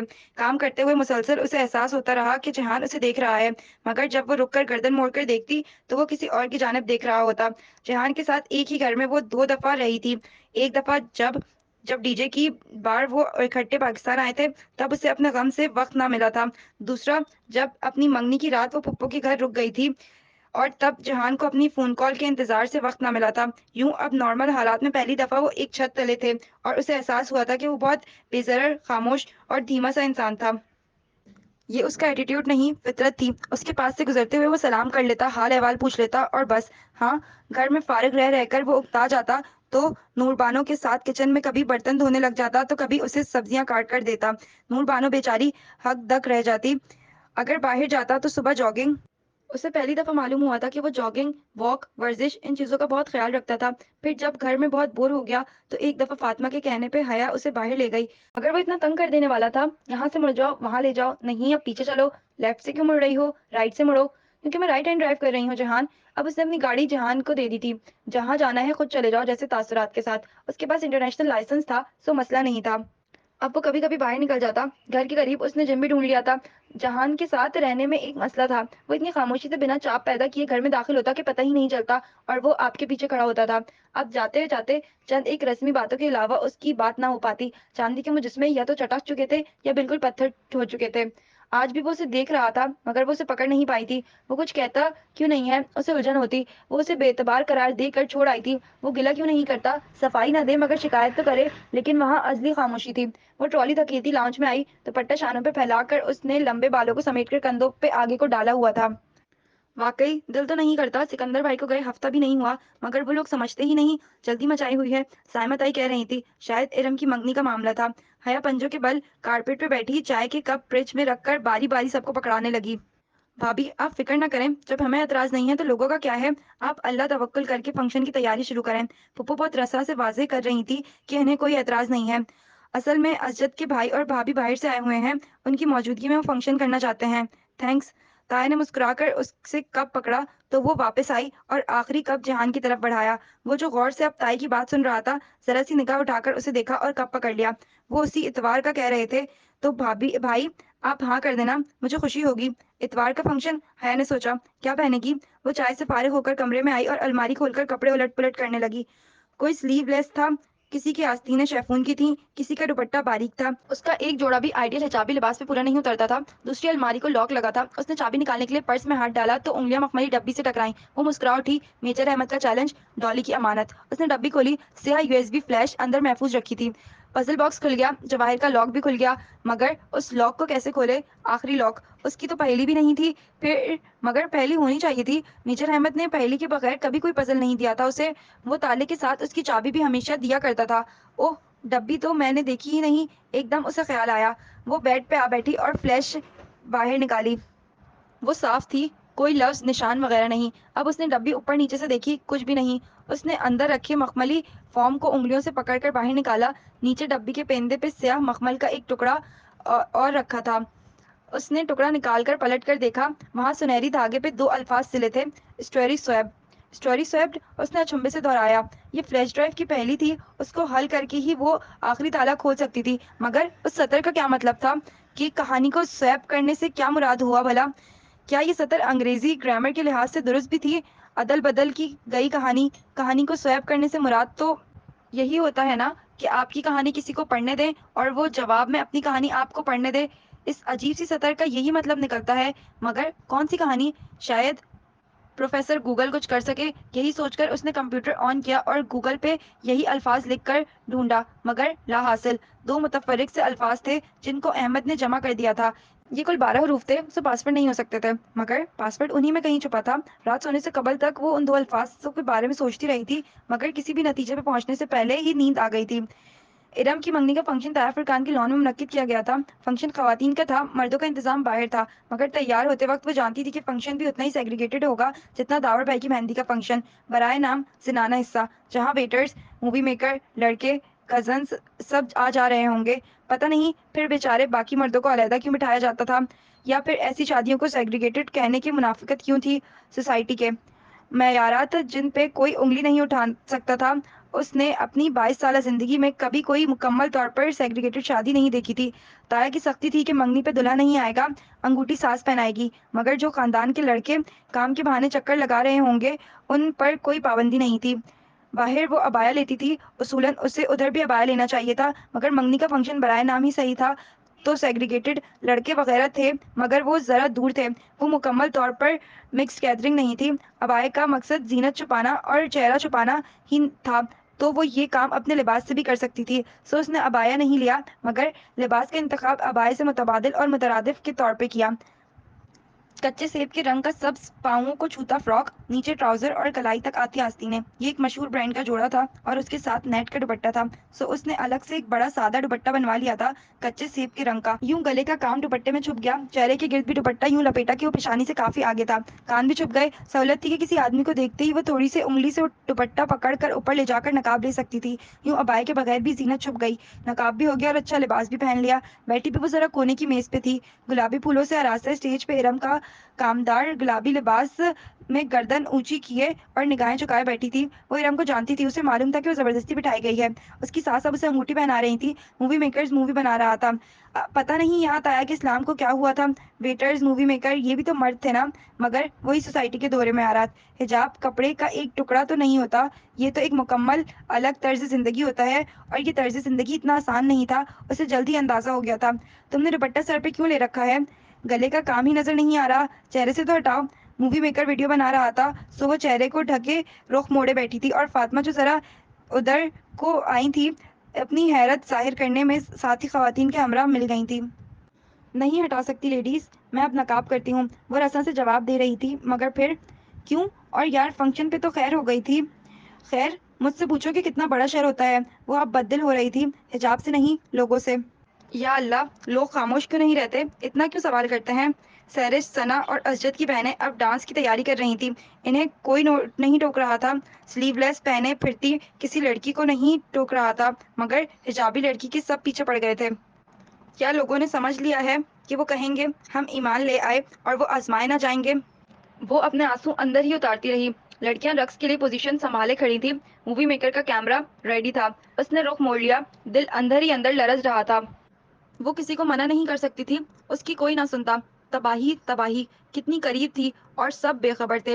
ہیراکلیتس کی دائمی آگ، بھڑکتے الاؤ، دہکتے انگارے، انسان بھی خود ہی اپنے لیے کیا کیا کما لیتا ہے، اور یادیں بھی کتنی عجیب ہوتی ہیں۔ جب بندہ اندھیرے سے نور میں آتا ہے تو ہر شے سمجھ میں آنے لگتی ہے۔ اسے یاد آ رہا تھا، شریعہ اینڈ لاء کے دوسرے سیمسٹر میں اصول الدین ڈپارٹمنٹ کے ہی ایک آفیسر ڈاکٹر عبد الباری نے یوں ہی ایک قصہ سنایا تھا۔ اسے وہ قصہ آج پوری جزیات کے ساتھ یاد آ رہا تھا۔ میری بیٹی کی جب شادی ہونے لگی تو میں نے اسے منع کیا کہ بیٹا مووی اور فوٹو سیشن وغیرہ مت کروانا، مگر وہ مجھ سے بہت خفا ہوئی۔ وہ مجھ سے لڑتی رہی کہ ابا میں نے ہمیشہ پردہ کیا، آپ کی ساری باتیں مانی، اب میری زندگی کی سب سے بڑی خوشی پہ مجھے بدل نہ کریں۔ میں خاموش ہو گیا، اسٹارٹ نہیں کیا کہ میں زبردستی کا قائل نہیں تھا۔ شادی ہوئی، اس کی سسرال نے فوٹو سیشن کا مکمل انتظام کروا رکھا تھا۔ میں چپ رہا۔ شادی کے چوتھے روز میں اپنے کمرے میں آرام کرسی پہ بیٹھا تھا کہ میری بیٹی آئی اور میرے قدموں میں بیٹھ کر چپ چاپ رونے لگی۔ میں نے بے تحیر پوچھا کہ کیا ہوا؟ اس نے کچھ نہیں بتایا، بس یہی کہا، ابا آپ ٹھیک کہتے تھے۔ میری بیٹی کے آنسو میرے دل پہ اس دن سے گڑ گئے ہیں، اور یہی سوچتا ہوں کہ پتہ نہیں ہم اپنی خوشی کے موقع پہ اللہ کو ناخوش کیوں کر دیتے ہیں۔ جب ڈاکٹر عبد الباری نے وہ قصہ سنایا تھا تو اس نے چند حجابی لڑکی کی آنکھوں میں آنسو گرتے دیکھے تھے۔ تب کندھے اچکا کر وہ حیران ہو کر سوچتی تھی کہ یہ کیوں رو رہی ہیں۔ اب اسے پتہ چلا تھا کہ وہ کیوں رو رہی تھی۔ فنکشن ختم ہونے تک اس کا دل اچاٹ ہو چکا تھا۔ رات اپنے کمرے میں ڈریسنگ ٹیبل کے سامنے وہ بالیاں اتارنے کے ارادے سے بے دلی سے کھڑی تھی۔ کچے سیب کے رنگ کا دوپٹہ کندھے پہ تھا اور بال کھول کر آگے کو ڈال رکھے تھے۔ بہاریں بھی اس کی نقل میں گھنگھرالی پونی آگے کو ڈال لیتی تھی۔ پتہ نہیں وہ بہنیں فون کیوں نہیں اٹھاتی اور میل کا جواب بھی نہیں دیتی۔ خیر 2 ہفتے ہی تو رہ گئے ہیں، جا کر پوچھ لوں گی۔ دروازے پہ دستک ہوئی تو وہ چونکی، پھر آگے بڑھ کر دروازہ کھولا۔ وہاں جہان کھڑا تھا، زمرد رنگ کرتا اور سفید شلوار پہنے۔ پتہ نہیں کہاں سے کرتا خرید کر لایا تھا، مگر اچھا تھا۔ آستینے عادتاً کونیوں تک مڑے، وہ ہاتھ میں 2 مگ لیے کھڑا تھا۔ کافی پیو گی؟ وہ پھر سے وہی دوستانہ سے انداز والا جہان سکندر بن چکا تھا۔ میں سونے سے پہلے کافی نہیں پیتی، کہہ دینے کے بعد اسے لہجے کی سرد مہری کا احساس ہوا تو رکی، پھر زبردستی مسکرائی۔ ہاں لیکن اگر استنبول کے بہترین شیف، میکینک اور کارپینٹر نے بنائی ہے تو ضرور پیوں گی۔ تم ایک لفظ کا اضافہ کرتے کرتے رہ گئیں، کرمنل۔ وہ مسکرایا تو حیا کی مسکراہٹ غائب ہو گئی۔ کیا مجھے اس الفاظ کا اضافہ کرنا چاہیے؟ ہم اس بارے میں بات کر سکتے ہیں۔ 2 ہفتے بعد اسے بالآخر اس کے متعلق بات کرنے کا خیال آ ہی گیا تھا۔ ٹھیک ہے، چھت پہ چلتے ہیں۔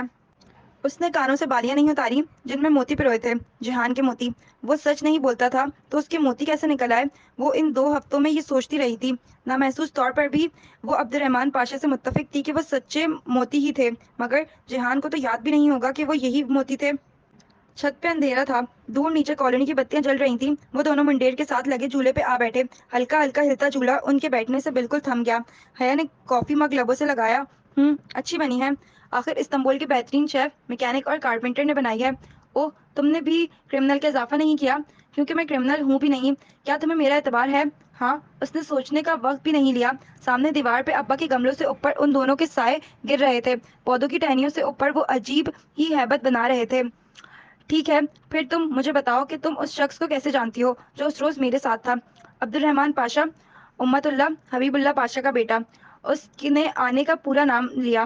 وہ ذرا چونک کر اسے دیکھنے لگا۔ ہاں، تم کیسے؟ لمبی کہانی ہے، سنو گے؟ اس نے بے نیازی سے شانوں کو جنبش دے کر پوچھا۔ وہ سامنے دیوار پہ دیکھ رہی تھی۔ اس نے دوسرے سائے کو اسبات میں سر ہلاتے دیکھا تو کہنا شروع ہوئی۔ اپنے سائے کے ہلتے لب دکھائی نہیں دیتے تھے، نہ ہی کان میں پڑی بالی کی موتی کی چمک۔ اگر دکھائی دے ہی رہی تھی تو وہ پریشانی، اذیت اور اضطراب جسے وہ پچھلے 5 ماہ سے اپنے دل میں چھپائے ہوئے تھی، جس کا ایک حصہ اس نے ڈی جے کے ساتھ بانٹا بھی تھا اور اب اس نے پورا ہی بانٹ دیا۔ سبانجی کی طرف سے میل وصول ہونے والی رات جب پہلی دفعہ پھول آئے تھے، اس سے لے کر اس روز کے واقعے تک اس نے سب کہہ سنایا۔ وہ بالکل خاموشی سے سنتا رہا، اگر بولا تو صرف اس وقت جب اس نے استقلال جدیسی میں پاشا کے چہرے پہ کافی الٹنے کا واقعہ بتایا۔ اچھا، تم نے پاشا بیگ کے اوپر کافی الٹی تھی؟ وہ جیسے بہت محفوظ ہوا تھا۔ ہاں، تم اسے پاشا بے کیوں کہتے ہو؟ اسے سب پاشا بے کہتے ہیں، مسٹر پاشا۔ شوق ہے خود کو مسٹر کہلوانے کا۔ کافی کے مگ خالی ہو کر زمین پہ پڑے تھے۔ دیوار پہ سائے ویسے ہی چپکے بیٹھے ساری داستان سنتے رہے۔ پودے بھی متوجہ تھے۔ جب وہ خاموش ہوئی تو وہ جیسے سوچتے ہوئے بولا، یعنی کہ اس نے تمہارے بارے میں معلومات حاصل کی مجھے بلیک میل کرنے کے لیے، مگر میں صرف ایک بات نہیں سمجھ سکا، اتنا سب کچھ ہوا اور تم نے کبھی اپنے پیرنٹس کو نہیں بتایا؟ کیوں؟ تم نے کسی سے مدد کیوں نہیں لی؟ میں کبھی بھی ان کو یہ سب نہیں بتا سکتی تھی جہان۔ اب تو معاملہ ختم ہو گیا ہے، مگر جب یہ شروع ہوا تھا تو مجھے ترکی جانا تھا۔ اگر میں بتاتی تو وہ مجھ سے فون لے لیتے اور گھر سے باہر نکلنے پہ پابندی لگا دیتے۔ ترکی تو جانے کا سوال ہی نہیں تھا۔ ویسے بھی میں جانتی تھی کہ جو میرے گھر کے اندر پھول رکھ کر جا سکتا ہے، میرے فون میں ٹریسر لگوا سکتا ہے، اس کے خلاف ابا بھی کچھ نہیں کر سکتے۔ اور ابا کو بتانے کا مطلب تھا کہ تایا فرقان کو بھی بتا دینا، یعنی پورے خاندان میں تماشا۔ ابا تایا ابا کو نہ بتائیں یہ نہیں ہو سکتا، اور اتنی بہادر تو میں تھی ہی کہ خود اپنے مسائل حل کر سکتی۔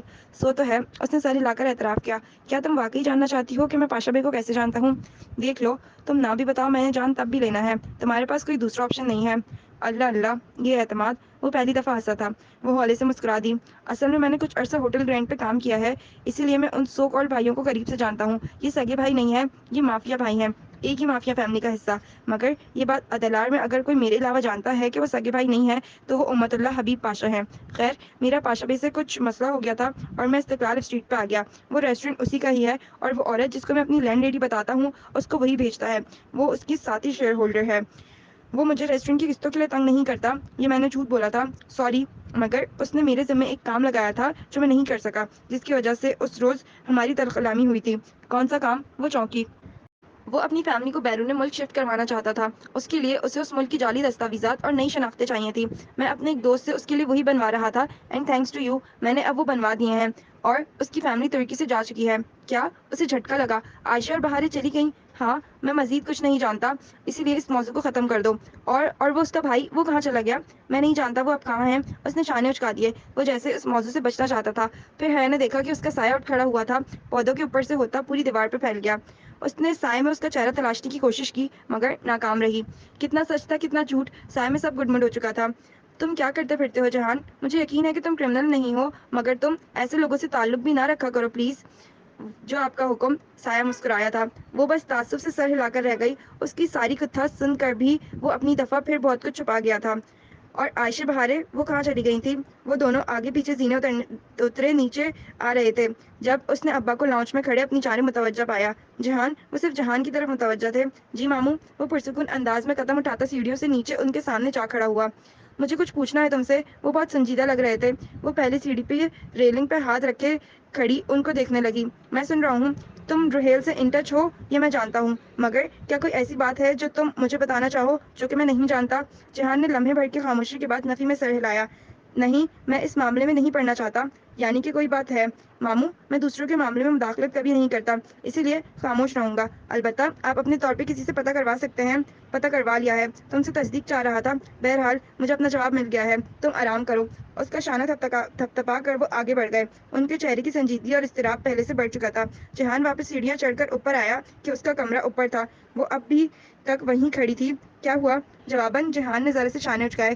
تمہیں پتہ چل جائے گا، اب ذہن پہ زور مت دو، سو جاؤ۔ وہ اپنے کمرے کی طرف بڑھ گیا، سایہ غائب ہو گیا، روشنیاں آیا تھیں۔ وہ الجھی ہوئی واپس کمرے میں آئی تھی۔ جہان سکندر کے ساتھ رہنے کا مطلب تھا انسان بہت سے رازوں کے ساتھ رہے اور پھر صبر سے ان کے کھلنے کا انتظار کرے۔ وہ تمام سوچوں کو ذہن سے جھٹک کر عائشہ کو ای میل کرنے لگی۔ جہان نے ٹھیک کہا تھا، اسے پتہ چل جائے گا، مگر حیا کو اندازہ نہیں تھا کہ اسے اتنا جلدی پتہ چل جائے گا۔ اسی رات وہ ابھی کچی نیند میں ہی تھی کہ سبین پھپھو نے پریشانی کے عالم میں جھنجھوڑ کر اسے اٹھایا۔ حیا، جلدی اٹھو۔ وہ ہڑبڑا کر اٹھ بیٹھی۔ سمجھ میں نہیں آیا کہ کیا ہو رہا ہے۔ تمہارے ابا کو ہارٹ اٹیک ہوا ہے، چلو ہسپتال چلنا ہے۔ وہ پھٹی پھٹی نگاہوں سے پھپھو کو دیکھے گئی۔ زندگی ایک دفعہ پھر استقلال اسٹریٹ میں پہنچ گئی تھی۔ اس کے سامنے ڈی جے گری تھی اور جس کا جوتا اس کی اینک پہ آیا تھا۔ ایک آواز کے ساتھ اینک ٹوٹی تھی، وہ آواز جو کانچ ٹوٹنے کی ہوتی ہے، وہ آواز جو زندگی کی ڈور ٹوٹنے کی ہوتی ہے۔ سلیمان صاحب کو شدید قسم کا دل کا دورہ پڑا تھا۔ وہ سی سی یو کارڈک کیئر یونٹ میں تھے اور ان کی حالت ٹھیک نہیں تھی۔ باقی سب کہاں تھے اسے کچھ نہیں پتا تھا۔ وہ تو بس دونوں ہاتھوں میں سر تھامے بینچ پہ بیٹھی روئے جا رہی تھی۔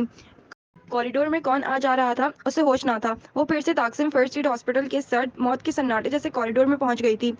وہ اب بہتر ہیں، یقین کرو وہ ٹھیک ہو جائیں گے، جہان اس کے ساتھ بینچ پہ بیٹھتے ہوئے بولا۔ رات سے وہی تھا جو ساری بھاگ دوڑ کر رہا تھا۔ تایا وغیرہ تو صبح آئے تھے اور اب تک پورے خاندان کو وہ وجہ بھی پتہ چل چکی تھی جو ابا کی بیماری کا باعث بنی تھی۔ روہیل نے شادی کر لی تھی۔ ٹھیک ہے، بہت سے لڑکے امریکہ میں شادی کر لیتے ہیں، سب کے والدین کو ہارٹ اٹیک نہیں ہوتا، مگر روہیل نے 2 سال سے شادی کر رکھی تھی اور سب سے بڑھ کر اس نے ایک نیپالی بدھسٹ سے شادی کی تھی۔ ابا قدر روشن خیال تھے، مگر اپنے اقتدار اور مذہبی حدود کا پاس انہیں بہت تھا۔ روہیل کے حوالے سے انہوں نے بہت سے خواب دیکھے تھے، بہت مان تھا ان کو اس پہ۔ وہ ایک دفعہ تو کہتا صحیح، مگر اس نے خود ہی سارے فیصلے کر لیے۔ شاید وہ جانتا تھا کہ کہنے کا فائدہ نہیں ہے، کیونکہ وہ لڑکی بدھ مت کی پیروکار تھی۔ مسلمان تو چھوڑو، وہ تو اہل کتاب بھی نہ تھی کہ ایسی شادی جائز ہوتی۔ وہ مسلمان ہونے کو تیار نہ تھی اور روہیل اس کو چھوڑنے پہ راضی نہ تھا۔ اپنی حدود کا مذاق بنانے پہ ابا کا دکھ الگ۔ جہان سے تصدیق کر لینے کے بعد انہوں نے روہیل کو فون کر کے جب باس پرس کی تو پھر کل کلامی سے ہوتی ہوئی بات باپ بیٹے کے ایک سنگین جھگڑے تک پہنچ گئی۔ ابا نے غصے میں اسے سخت برا بھلا کہا اور پھر ہر تعلق توڑ دیا، مگر فون کال کی ڈور کٹنے سے قبل ہی وہ ڈھہ گئے تھے۔ پھپھو اور فاطمہ اس سارے معاملے کی گواہ تھیں۔ معلوم نہیں وہ کیوں سوتی رہ گئی۔ جب میں روہیل کے پاس رات رہا تھا تب اس لڑکی نے مجھے ٹریٹمنٹ دی تھی۔ انہوں نے کچھ نہیں بتایا، مگر میں جان گیا تھا کہ ان کے درمیان کیا تھا۔ اس کے کوئی 1.5 سال بعد انہوں نے شادی کی تھی۔ یہ مجھے بعد میں امریکہ میں ایک مقیم دوست نے بتایا۔ کتنی دیر ایسی باتیں چھپتی ہیں۔ ماموں کو بھی کسی عزیز سے خبر مل گئی تھی۔ وہ نم آنکھوں سے سر ہاتھوں میں دیے سنتی رہی۔ اسے روہیل یا اس کی بیوی میں کوئی دلچسپی نہ تھی، اسے صرف ابا کی فکر تھی۔ 2.5 ماہ قبل کا ایک واقعہ پھر دہرایا جانے لگا تھا کیا؟ وہ پھر علامتی خوشبو میں ایک محبت کو کھونے لگی تھی کیا؟ جب وہ مشکل انہیں ابا سے ملنے کی اجازت ملی تب وہ خنودگی میں تھے اور وہ ان کے قریب بیٹھی اندر ہی اندر رو رہی تھی۔ آنکھیں خشک ہو چکی تھی، مگر ہر آنسو آنکھ سے تو نہیں گرتا نا۔ شاید اگر ابا کے دوست ذیشان انکل ملنے نہ آئے ہوتے تو وہ آنکھوں سے بھی رونے لگ جاتی، مگر ان سب کے سامنے خود کو مضبوط ظاہر کرنا تھا۔ فاطمہ نڈھال تھی، مگر سبین پھپھو بہت ہمت سے کام لے رہی تھیں۔ سلیمان بہت مضبوط ہے بیٹا، فکر نہ کرو، وہ ٹھیک ہو جائے گا۔ ذیشان انکل کو چھوڑنے اور وہ فاطمہ کے ساتھ باہر تک آئی تو وہ تسلی دینے لگے۔ وہ ابا کے سب سے اچھے دوست تھے۔ وہ ان کو زیادہ نہیں جانتی تھی، مگر فاطمہ واقف تھی۔ ان کے ساتھ ان کی بیٹی بھی تھی، 15-16 سالہ رجا، جو قد اور ذہنی طور پر اپنی عمر سے پیچھے تھی۔ قدرے اب نارمل بچی، جو گھنگرالے بالوں والا سر جھکائے مسلسل اخبار پہ قلم سے لکھتی رہی تھی۔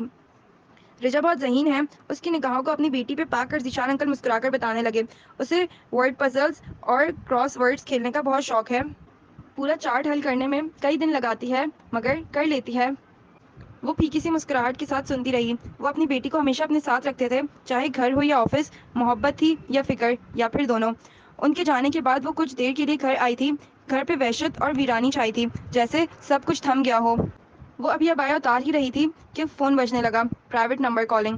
اس روز کے بعد میجر احمد نے آج کال کی تھی، مگر اس نے کال کاٹ دی۔ وہ بار بار فون کرنے لگا، مگر حیا نے فون بند کر دیا۔ وہ اس آدمی سے کوئی رابطہ نہیں رکھنا چاہتی تھی، ضرورت ہی نہیں تھی۔ ابا ابھی ہسپتال میں تھے جب سبین پھپھو اور فاطمہ ان کے پاس تھیں، سو وہ اور جہان گھر پہ تھے۔ وہ شام کا وقت تھا، مگر روشنی باقی تھی۔ حیا چھت پر منڈیر کے ساتھ لگے جھولے پہ بیٹھی ابا کے گملوں کو دیکھ رہی تھی۔ آج ان کے سائے نہیں گر رہے تھے، مگر وہ پھر بھی مرجھائے ہوئے لگ رہے تھے۔ ان کا اس گھر میں خیال رکھنے والا جو نہ تھا، وہ اب خیال رکھنے کی پوزیشن میں نہیں رہا تھا۔ اس نے بہت سے آنسو اپنے اندر اتارے۔ ابا کے پودے اکیلے ہو گئے تھے۔ کیسی ہو؟ جہان ہولے سے اس کے ساتھ آ کر بیٹھا۔ تمہارے سامنے ہوں۔ تم نے کھانا کھا لیا؟ ہاں، نور بانو میرا کھانا لے آئی تھی۔ اور تم نے؟ موڈ نہیں ہے۔ وہ ابھی تک گملوں کو دیکھ رہی تھی۔ وہ اسے سرزنش کرنے ہی لگا، مگر رک گیا۔ منڈیر کے سوراخ سے جیسے اسے کچھ نظر آیا تھا۔ سنو، یہ آدمی کون ہے؟ कौन? हया ने जरा चौंक कर गर्दन फेरी। मुंडेर के सुराख से नीचे ताया के लॉन का मंजर वाज़ेह था। वो अपने ड्राइववे पे खड़े एक साहब के साथ बातें कर रहे थे जो स्याह सूट में मलबूस ब्रीफ के साथ में लिए हुए थे। वो उन्हें नहीं पहचानती थी। पता नहीं, उसने लाताल्लुक से शाने उचकाए। मेरा ख्याल है वकील हैं। तुम्हें कैसे पता? उसके सूट का रंग तो सिंपल ब्लैक है, लॉयर्स वाला तो नहीं, मगर टाई देखो, जेट ब्लैक है, वकील की मखसूस टाई। वो आंखों की पुतलियां सुकेड़े उनको देखते हुए कह रहा था, और मेरा ख्याल है कि वो अभी इधर आने का इरादा रखते हैं। हया ने जरा हैरत से उसे देखा। वो अपने ड्राइववे पे खड़े हैं। तुम्हें कैसे पता कि उनका क्या इरादा है? गौर से देखो, फरकान मामू के जूतों का रुख किस तरफ है। हया ने गर्दन जरा ऊंची करके देखा। ताया अब्बा के जूतों का रुख नामहसूस से अंदाज में उनके घरों के दरमियानी दरवाजे की तरफ था। इंसान जिधर जाने का इरादा रखता है उसके पाँव खुद ब खुद उधर ही मुड़ जाते हैं, चाहे वो साकिन खड़ा हो या बैठा ही क्यों ना हो। अगर दौरान गुफ्तगू तुम्हारे मुखातिब के जूते तुम्हारी मुखालिफ सिमत में हो तो इसका मतलब होता है कि वो बोर हो रहा है तुमसे। हया ने बेख्तियार जहान के जूतों को देखा। उसके सेहत तस्मे वाले बूट सीढ़ियों की दरवाजे की सिम थे। इस फाइल में क्या हो सकता है? वो अब जरा उलझते हुए कह रहा था। हया ने गर्दन फिर से मुंडेर की जानिब मोड़ी। नीचे वकील साहब अपने ब्रीफकेस से एक फाइल निकाल कर तायब्बा को दिखा रहे थे। सुलेमान मामू कंपनी के एमडी है ना? हाँ। और बाकी शेयर होल्डर्स हैं? उसका मतलब है कि मामू की बीमारी के बायस कुछ काम रुक गए होंगे। सो बाकी शेयर होल्डर्स उनसे कुछ दस्तखत करवाना चाहते होंगे। मामू का पावर ऑफ अटर्नी किसके पास है? मेरे पास, वो बेख्तियार बोली। जान जरा सा चौंका। असल में बहुत पहले अब्बा ने मुझे अटॉर्नी इनफेक्ट बनाया था अपना, और वो सिर्फ उस सूरत में जब वो खुदा न खास्ता काम करने के अहल ना रहें। यानी कि मैं इस वक्त असगर एंड सन्स की एमडी से मुखातिब हूँ। वो मुस्कुराया। अरे नहीं, मैं तो बस अटॉर्नी इनफेक्ट हूँ। अब्बा ठीक हो जाएंगे तो वो खुद संभाल लेंगे सब कुछ, और जब तक वो ठीक नहीं होते तब तक ताया फुरकान संभाल लेंगे। उसने कहने के साथ नीचे देखा। ताया फुरकान अब समझते हुए इस बात में सर हिलाते फाइल के सफ़े पलट रहे थे। उसके लिए उन्हें सुलेमान मामू का पावर ऑफ अटर्नी चाहिए होगा, और शायद वो उनसे उसी पे दस्तखत करवाना चाहते होंगे। जहान, हो सकता है ये उनका कोई दोस्त हो और तुम्हारे सारे अंदाजे गलत हों, और अगर मेरे अंदाजे दुरुस्त हुए तब तुम इन्हें पावर ऑफ अटर्नी लेने दोगी? हाँ, क्यों नहीं? ताया फुरकान अब्बा के भाई हैं आखिर। जहान ने जैसे अफसोस से उसे देखा।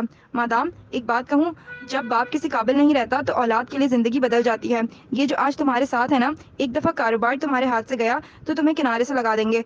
हर किसी पे शक मत किया करो जहान। वो बेजार हुई। ये फुरकान मामू ही है ना जिसकी हम बात कर रहे हैं? आंखें खोलो अपनी। तुम्हें इन्हें अपने बाप की कुर्सी नहीं दे सकती। हया, और देखो, वो इधर ही आ रहे हैं। वो बेख्तियार चौकी। वो दोनों हजरात वाकई तेज कदमों से दरमियानी दीवार में मुनक्किश लकड़ी के दरवाजे की जाने बढ़ रहे थे। वो जरा सीधी हुई। जहान के लबों पे हल्की सी फातिहाना मुस्कुराहट थी। मगर जहान, अब्बा की गैर मौजूदगी में उनके अलावा कौन संभाल सकता है कारोबार? मुझे तो बिजनेस एडमिनिस्ट्रेशन का कुछ नहीं पता। वो मुस्तरफ सी खड़ी हुई। ताया अब्बा ने घंटी बजाई। नूर बानो किचन से निकलकर दरवाजा खोलने भागी। पता हो या ना पता हो, तुम इन्हें अपनी कुर्सी नहीं लेने दोगी। अपनी जगह कभी नहीं छोड़ते। होटल ग्रैंड की मिसाल याद रखना। एक पाशा ने जगह छोड़ी तो दूसरे पाशा ने कब्जा कर लिया। वो उठ खड़ा हुआ। चूल्हा धीरे धीरे हिलने लगा। अब चलो, वो अंदर आ रहे हैं। वो उलझी उलझी सी जहान के साथ सीढ़ियां उतरती नीचे आई। ताया अब्बा वकील साहब को बाहर छोड़कर खुद लॉन्च में आ खड़े हुए थे। उनके हाथ में फाइल थी, मगर हया को तब भी लग रहा था कि जहान के अंदाजा गलत हैं। हया, ताया ने उजलत भरे अंदाज से मैं उसे पुकारा। तुम्हारे अब्बा इस कंडीशन में साइन कर सकते हैं? वो आखिरी सीढ़ी पर ठहर गई। हालात इतने हसास हो चुके थे कि मामूली सी बात भी बहुत जोर से लगती थी। अब भी लगी। उन्होंने अब्बा का हाल पूछने के बजाय सिर्फ दस्तखत का पूछा। आपको क्या साइन करवाना है? सपाट से अंदाज में पूछती वो उनके सामने आ खड़ी हुई। जहान बहुत सुकून से आखिरी सीढ़ी पे बैठ गया था। वो अब गोया तमाशा देख रहा था। तुम्हारे काम की चीज नहीं है, और वो साइन कर सकते हैं या नहीं? ताया अब्बा को उसका सवाल करना सख्त नागवार गुजरा था। जहान हल्का सा मुस्कुराया, मगर हया ताया अब्बा की तरफ मुतवज्जो थी। वो नहीं कर सकते। डॉक्टर ने उनसे ज्यादा बातचीत करने से मना किया है। वो दानिस्ता लम्हे भर को रुकी। आप मुझे बताएं ताया अब्बा, शायद मैं आपकी मदद कर सकूं। आखिर मैं अब्बा की अटॉर्नी इनफेक्ट हूँ। ताया फुरकान को जैसे झटका लगा। वो हैरत भरी उलझन से उसे देखने लगे। तुम? सुलेमान ने तुम्हें कब अटॉर्नी इनफेक्ट बनाया? बहुत पहले अब्बा ने अपना ड्यूरेबल पावर ऑफ अटॉर्नी मुझे दिया था, और उसके मुताबिक मैं अब्बा की जगह काम कर सकती हूँ। पुरएतमाद वो हमेशा से थी, और अब भी ताया फुरकान की बारूफ शख्सियत के सामने खड़ी बहुत इत्मीनान से उन्हें बता रही थी। खिलाफ तवक्को वो एकदम गुस्से में आ गए। दिमाग खराब है सुलेमान का। वो इस तरह कैसे कर सकता है? अब तो वो कर चुके। आखिर मैं उनकी बेटी हूँ। उन्हें मुझ पर भरोसा है। क्या मजाक है ये? वो जैसे झुंझलाए थे। अब सारा काम कैसे चलेगा? क्या मैं जरा जरा सी बात के लिए तुम्हारे पास इधर आता रहूंगा? ओ नहीं ताया अब्बा, मैं आप सबको अब अपनी वजह से जहमत नहीं दूंगी। किसी को इधर आना नहीं पड़ेगा। मैं कल से खुद ही ऑफिस आ जाऊंगी। इंटरेस्टिंग। आखिरी जीने पे मुतमईन से बैठे तमाशाई ने दिलचस्पी से उन्हें देखा जो आमने सामने खड़े थे। वो जैसे दोनों को तकरीबन लड़वा कर बहुत लुत्फ अंदोज हो रहा था। तुम ऑफिस आओगी? तुम्हें क्या पता बिजनेस एडमिनिस्ट्रेशन का? دبے دبے غصے سے انہوں نے ہاتھ سے گویا ناک سے مکھی اڑائی. کیا فرق پڑتا ہے طاہر ابا؟ داور بھائی جب پولیٹیکل سائنس میں سمپل ایم اے کر کے آج بورڈ آف ڈائریکٹرز میں شامل ہو سکتے ہیں تو پھر چند دن کے لیے ابا کی کرسی میں بھی سنبھال سکتی ہوں. وہ لب بھینچ کر بمشکل ضبط کر کے رہ گئے. ہمارے خاندان کی بچی اب آفس آئے گی، لوگ کیا کہیں گے آخر؟ وہ ذرا سے دھیمے پڑے. جب وہ اپنے تایا چچا اور تایا زاد بھائی کے ہمراہ آفس آئے گی تو لوگ کچھ نہیں کہیں گے. وہ پہلی دفعہ ذرا سی مسکرائی. عجیب رواج چل نکلے ہیں. تایا ابا ماتھے پہ بل لیے پلٹ گئے. وہ لمبے لمبے ڈگ بھرتے باہر نکل گئے. اپنے پیچھے دروازہ انہوں نے زوردار آواز سے بند کیا تھا. کیا بات ہے؟ وہ مسکرا کر ستائشی انداز سے کہتا سیڑھی سے اٹھا. بس تالی نہیں بجائی ورنہ انداز ویسا ہی تھا. تایا ابا نے مجھ سے کبھی ایسے بات نہیں کی. وہ ابھی تک ملال سے دروازے کو دیکھ رہی تھی جہاں سے وہ گئے تھے. آہستہ آہستہ وہ اس سے بھی زیادہ تحقیر سے بات کرنے لگیں گے. بس دیکھتی جاؤ. مگر وہ ٹھیک کہہ رہے تھے. میں کیسے ابا کی سیٹ پہ بیٹھ سکتی ہوں؟ مجھے واقعی ان کے کاروبار کا کچھ نہیں پتا. اب پہلی دفعہ اسے فکر ستانے لگی. تایا کے سامنے جو بڑے بڑے دعوے کیے تھے ان کو ثابت کرنے کے لیے وہ کیا کرے گی؟ ایک دم سے بہت سا بوجھ اس کے کندھوں پہ آ گرا تھا. حیا، جب تم نے اس رات مجھے وہ ساری باتیں بتائی تھی تو میں نے تمہارے بارے میں دو آراء قائم کی تھی. پہلی یہ کہ جو لڑکی کسی کی مدد لیے بغیر اتنا کچھ خود ہی تنہا سہتی ہے وہ بہت مضبوط لڑکی ہوتی ہے. شاید چند ماہ قبل تم اتنی مضبوط نہ ہو مگر اب ہو گئی ہو. وہ نرمی سے کہتا اس کے سامنے آ کھڑا ہوا. وہ ابھی تک دروازے کو دیکھ رہی تھی. اور دوسری یہ کہ تم نے اس سائیکو آفیسر کا پزل حل کر لیا جس سے مجھے لگا کہ تم ایک سمجھدار اور ذہین لڑکی ہو جو معمولی سی باتوں کے سے بھی اپنے مسائل کے حل ڈھونڈ لیتی ہے. یقین کرو، بزنس سنبھالنے کے لیے کسی ڈگری سے زیادہ کامن سینس، مضبوط اعصاب اور ذہانت کی ضرورت ہوتی ہے اور وہ سب تمہارے پاس ہے. پھر فکر کیسی؟ اس نے دروازے سے نگاہیں ہٹا کر جہان کو دیکھا. کیا تم میری مدد کرو گے؟ بہت پر امید انداز میں اس نے پوچھا تھا. بالکل بھی نہیں. جو کرنا ہے اکیلے کرو اور خود کرو کیونکہ تم کر سکتی ہو. ایک لاتعلق سے تبصرہ کر کے وہ دروازے کی طرف بڑھ گیا. اس نے تلملا کر اسے جاتے دیکھا. آخر اس نے مدد مانگی ہی کیوں اس آدمی سے؟ سوچا بھی کیسے کہ وہ اس کی مدد کرے گا. وہ تو جہان تھا. وہ تو ہمیشہ سے اسے تنہا چھوڑ کر چلے جانے کا عادی تھا. اب وہ کیا کرے گی؟ سر ہاتھوں میں تھامے وہ صوفے پہ گر سی گئی. اس کی انا کا سوال تھا. تایا کے سامنے اتنے دعوے کر کے وہ پیچھے نہیں ہٹ سکتی تھی. پیچھے ہٹنے کا راستہ اب بند تھا. اسے کل سے واقعی آفس جانا پڑے گا. وہ جانتی تھی. چند دن کی ہی تو بات ہے. اس نے خود کو تسلی دی.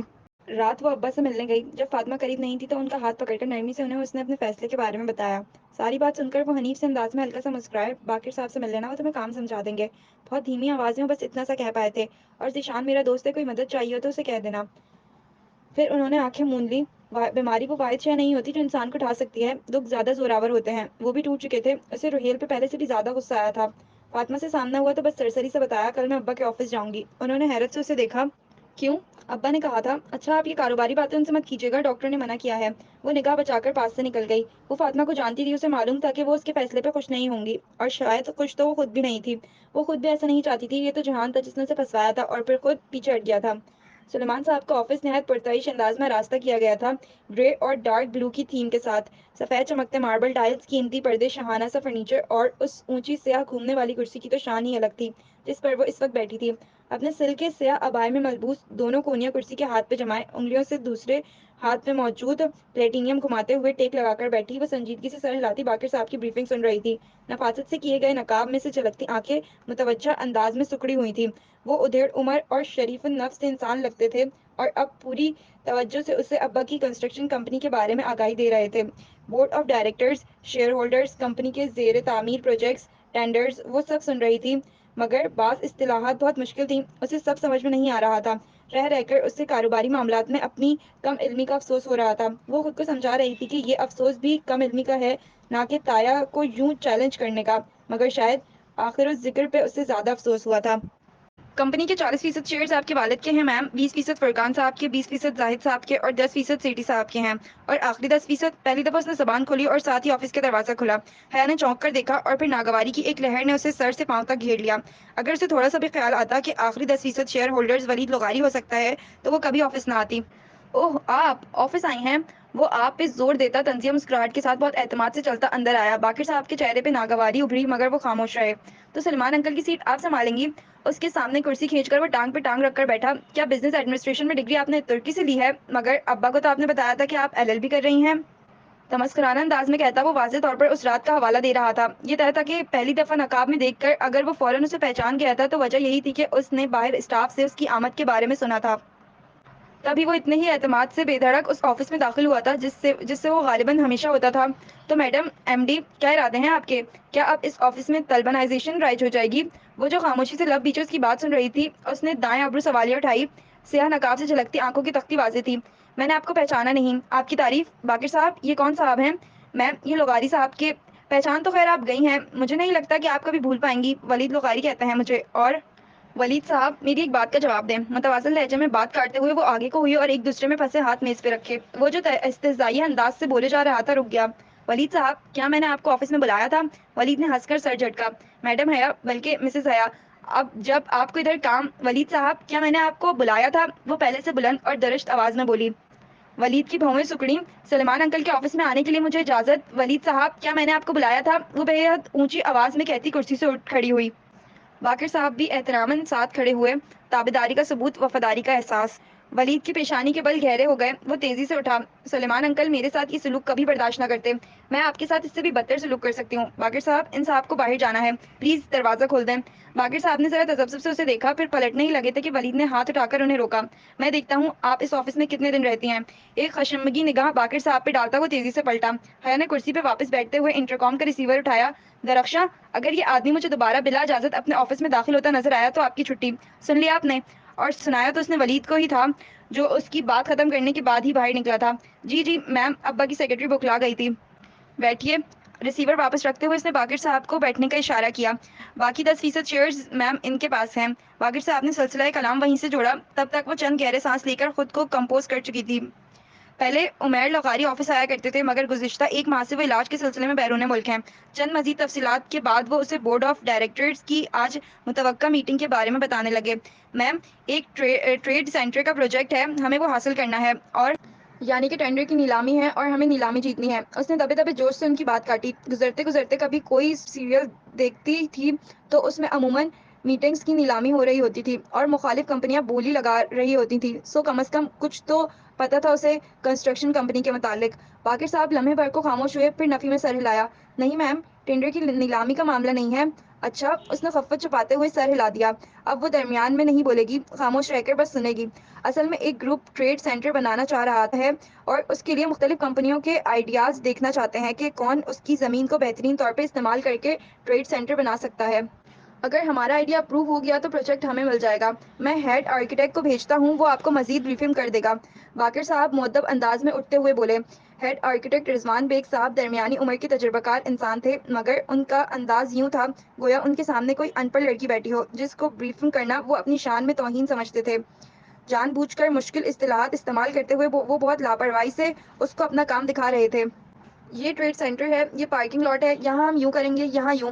حیا اسی انداز میں کمر سیٹ سے ٹکائے ہتھیلیاں ملائے بیٹھی بہت تحمل سے ان کی بات سن رہی تھی۔ اب آپ کو اتنا تو پتہ نہیں ہوگا میم، بہرحال یہ اتنا شاندار پروجیکٹ پلان ہے کہ عمارت دیکھتے ہی گاہک فوراً سے ادھر کار پارک کرے گا اور شاپنگ شروع کر دے گا۔ خیر، میں تو اس موت کے کنویں میں کبھی کار پارک نہ کروں۔ کار کو کچھ ہو گیا تو روہیل کبھی نہیں چھوڑے گا کہ وہ اس کی کار تھی، مگر اب تو روہیل نے بہت کچھ چھوڑ دیا تھا۔ وہ کار تو جہان کے پاس تھی، پتہ نہیں وہ اس وقت کیا کر رہا ہوگا۔ اف حیا، کام پہ توجہ دو۔ وہ سر جھٹک کر ان کی طرف متوجہ ہو گئی۔ ڈیزائننگ کی اسے واقعی کچھ سمجھ نہیں تھی، لیکن اگر وہ اتنے قابل آرکیٹیکٹ اس کی اتنی تعریف کر رہے تھے تو یقیناً وہ بہت اچھا ہوگا۔ وہ قائل ہو گئی تھی۔ بورڈ آف ڈائریکٹر کی میٹنگ اس کی توقع سے زیادہ بری رہی۔ جب وہ کانفرنس روم میں داخل ہوئی تو لمبی کانفرنس ٹیبل کے دونوں اطراف کرسیوں کی قطاروں پہ سوٹس بوٹس افراد منتظر سے بیٹھے تھے۔ سربراہی کرسی خالی تھی۔ وہ فائل سنبھالے تیز تیز قدموں سے چلتی کرسی تک آئی، کوئی اس کے لیے کھڑا نہیں ہوا۔ اس نے میز پر پرس رکھا اور کرسی سنبھالتے ہوئے فائل کھولی، پھر گردن اٹھا کر دیکھا تو سب مرد حضرات اسی کی طرف متوجہ تھے۔ طیف فرقان، زاہد چچا، داور بھائی، ولید، چند غیر شناسا چہرے۔ لمحے بھر کو اس کا اعتماد ڈاواڈول ہونے لگا۔ جو لڑکی اتنا کچھ تنہا سہتی ہے وہ بہت مضبوط لڑکی ہوتی ہے۔ اس نے فوراً سے خود کو سنبھالا۔ تمہید کے بعد وہ اپنے ازلی پر اعتماد اور دو ٹوک انداز میں کہنے لگی، سلیمان اصغر کی اٹارنی انفیکٹ ہونے کے ناطے ان کی صحت یابی تک میں اس سیٹ کو سنبھالوں گی۔ مجھے امید ہے کہ کسی کو اعتراض نہیں ہوگا۔ اعتراض تو خیر ہے، مگر کیا کیا جا سکتا ہے؟ طیف فرقان نے ناگواری چھپانے کی کوشش کیے بغیر ہاتھ جھلا کر کہا۔ اس نے گردن موڑ کر بہت سنجیدگی سے انہیں دیکھا۔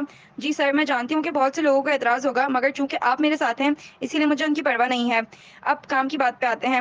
ان کو کچھ اس طرح سے گھیرا کہ نہ وہ ہاں کر سکے اور نہ ہی نہ۔ وہ میٹنگ کے مقاصد کی طرف آ گئی۔ اس کی غلط فہمی تھی کہ ولید دوبارہ اس کے راستے میں نہیں آئے گا۔ ولید سمیت قریباً سبھی، حتیٰ کہ داور بھائی بھی تمام عرصے میں اس سے بات بے بات پہ سوال کرتے رہے، جان بوجھ کر کنفیوز کرنے والے سوال، اور پھر اس کی توجیہ پہ استہزائیہ انداز میں سر جھٹک دیا جاتا۔ اسے آیا، مگر اسے عائشہ گل کی اچھی لڑکی کی طرح تحمل سے کام لینا تھا۔ لیکن آخر میں اس کا صبر جواب دے گیا جب داور بھائی نے بہت چپتے ہوئے انداز میں کہا، میڈم آپ کا تو LLB بھی مکمل نہیں ہوا، تو آپ ایک کنسٹرکشن فرم کی پیچیدگیاں کیسے سمجھیں گی؟ جب 4 سال میں 2 دفعہ انگلش لینگویج کی سپلی لے کر بھی BA کر سکتے ہیں اور سمپل MA کر کے آج ادھر بیٹھ کر مجھ سے سوال جواب کر سکتے ہیں، تو پھر مجھے یقین ہے کہ میں بھی جلد ہی کمپنی کی ساری پیچیدگیاں سمجھ جاؤں گی۔ بہت سکون سے کہتی وہ اٹھ کھڑی ہوئی۔ کانفرنس روم میں سناٹا چھا گیا تھا۔ داور بھائی کا چہرہ سرخ پڑ گیا۔ وہاں پروا کسے تھی؟ وہ السلام علیکم کہہ کر اپنی چیزیں اٹھا کر اسی اعتماد اور وقار کے ساتھ چلتی دروازے کی سمت بڑھ گئی جس کے ساتھ وہ اندر آئی تھی۔ سلیمان اصغر کی مغرور بیٹی، پیچھے سے اس نے کسی کو کہتے سنا تھا، مگر وہ باہر نکل آئی۔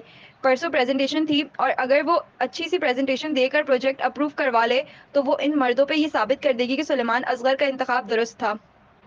بیڈ پہ لیپ ٹاپ کے سامنے بیٹھی، کی پیڈ پہ انگلیاں تیز تیز چلاتی وہ پورے انہماک سے اپنے کام کی طرف توجہ تھی۔ پریزنٹیشن کے لیے وہ مکمل تیاری سے جانا چاہتی تھی تاکہ کوئی اس پہ انگلی نہ اٹھا سکے۔